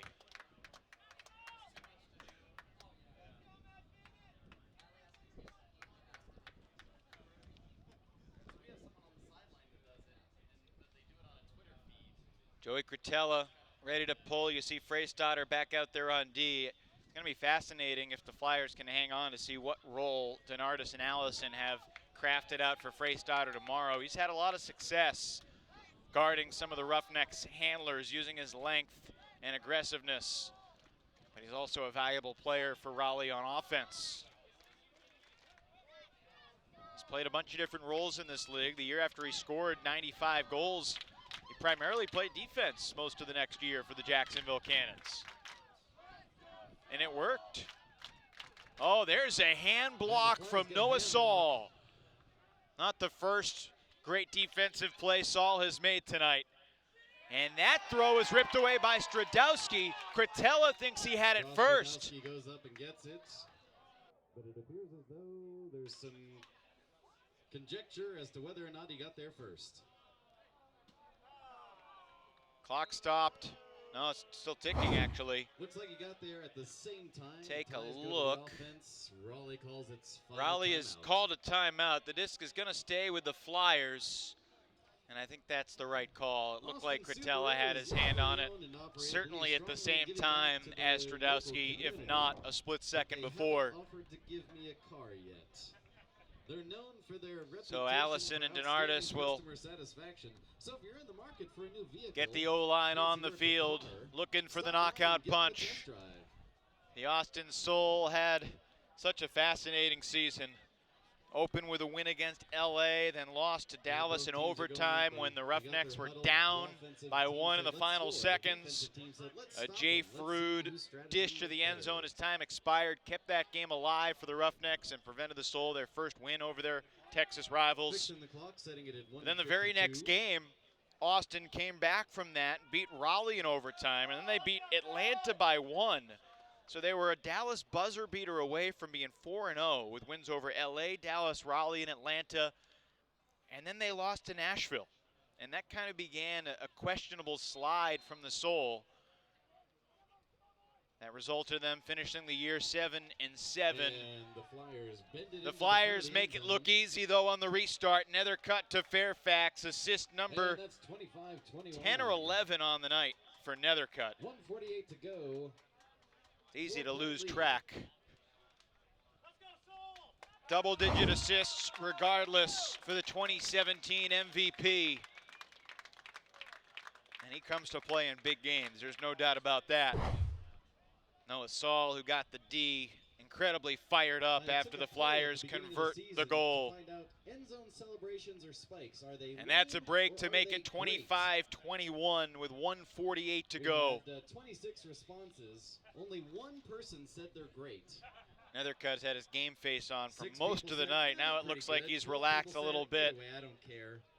5 people said they're pretty terrible, and then And 2 people perhaps said they're the worst.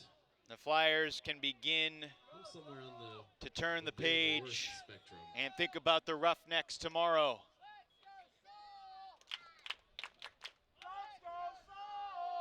If Austin's going to have any chance, they need to score very quickly. It's a daunting double team when Freistatter and Richardson are flapping their arms around you and you've got the disc. Under 90 seconds now.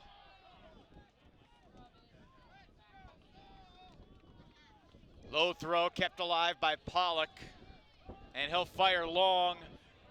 Cunningham versus Saul, and what a leaping catch made by Chase Cunningham. Chase Cunningham goes up again and gets it. 75 seconds left. It's a 3-goal game, and Cunningham, after Pollock makes the low grab about 6 inches off the ground, Cunningham makes this catch perhaps 11 feet off the ground. Wow, I just got to see that replay. He really got up. Buck 15 to play. What will the Soul do here? Will they try to trap Raleigh on the sideline again?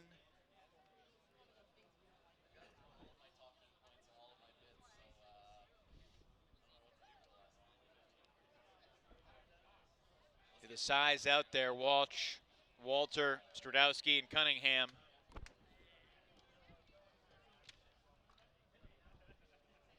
Elliott Moore, Jared Wolf, and Matt Bennett. The D-line for the Soul. They choose to pull it as far as they can. It rolled past Williams, but Bob Lou is right there waiting for it to Nethercutt. Jared Wolf trying to be pesky on the mark. Bennett came to double team. And Raleigh just trying to kill the clock now. Nethercutt and Williams 1 minute presumably will be satisfied to just dish it back and forth. We're under a minute now. Here's Fairfax. Had the one early mistake in the second half. And he's played a very solid game otherwise. Terrence Mitchell runs that huck down. Mitchell resets to Kieran Allen, who's had a moment tonight as well. There's Bennett sneaking in from behind, but he didn't get there cleanly, I don't think. Unless Jack Williams says he did, and integrity call there from Williams, giving Bennett the benefit of the doubt. Cross midfield, Moore pivots back to the other side and then throws it to Wolf, who lofts it to the end zone. This would make it a 2-goal game, and there's Stradowski with 17 seconds left. The Soul within 2. Within 2 points, but unfortunately we only have 17 seconds to go. It is really quick turn and score a pretty impossible task. If it was a 1-goal game, it would be tough. Reminded that the Raleigh Flyers were victimized by the Atlanta Hustle's snake in the grass a few years back, late in the game, that Atlanta came from behind to miraculously prevail. But that was then. Very different time. And the Raleigh Flyers are on the precipice of a return trip to the South Division Championship game. It'd be the 3rd time in 4 years that they would make this game. The pull just dropped right at the goal line. Jack Williams racing downfield. So no time would go off the clock. Williams and they would be able to play throws it high. Fairfax field. make it Freistatter, the leaping grab, and then Freistatter's bumped. The clock will stop with 13 seconds to go. When Austin dropped the disc there, they didn't run at any of the cutters who were all trailing the disc. So they're gonna center they were disc. just hanging out in the end zone. No time came off the clock. And they made the reset pretty easy. Again, it's not a big deal at this point. It appears the Flyers have it in hand, and they add another one. Jack Williams near the Soul sideline commences the celebration. and just 5 seconds after the Soul score, Raleigh responds, answering the short pull with a quick goal. And it'll be the Flyers and the Roughnecks tomorrow night in Dallas, Texas. Went off the clock there because the clock only starts when the disc is released, and it was one throw there, so only 1 second went off the clock. But unfortunately, they 2 years ago, most people thought it would be Raleigh versus Dallas, but the Flyers were upset by Atlanta. Dylan Tennell, Matt Smith, and the Hustle took down the Flyers in Raleigh. Advancing to Dallas, the Roughnecks went undefeated that year, en route to the championship 2016. Last year it was Raleigh and Dallas, with the Flyers falling short at home. And they've been thinking about that game for a long time. They feel like they just did not play their best when they needed to. You know, the Roughnecks will be ready. The Flyers will give them their best shot. Final seconds for the Austin Soul. We're going to finish their 2018 season 7-8. That disc spiked down by Richardson, an emphatic way to finish it as the Raleigh Flyers survive and advance, taking down the Austin Soul 26-23. And with that, the Austin Soul coaches and players both applauding the fans, and there's a lot of mutual love and respect in this Austin Ultimate community. But the Raleigh Flyers were the better team tonight. They got off to a great start, jumped to a 5-1 lead, and never, ever trailed. The Soul had countless chances to tie it up and could not close the door. 26-23 is the final. Tomorrow night, Raleigh will take on Dallas.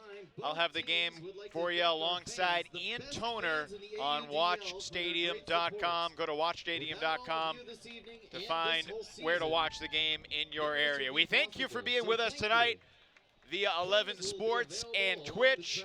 Again, my name has been Evan Lepler, and the Flyers are moving on 26-23 over the Austin Soul. Thanks so much for watching. Good night from Austin, Texas.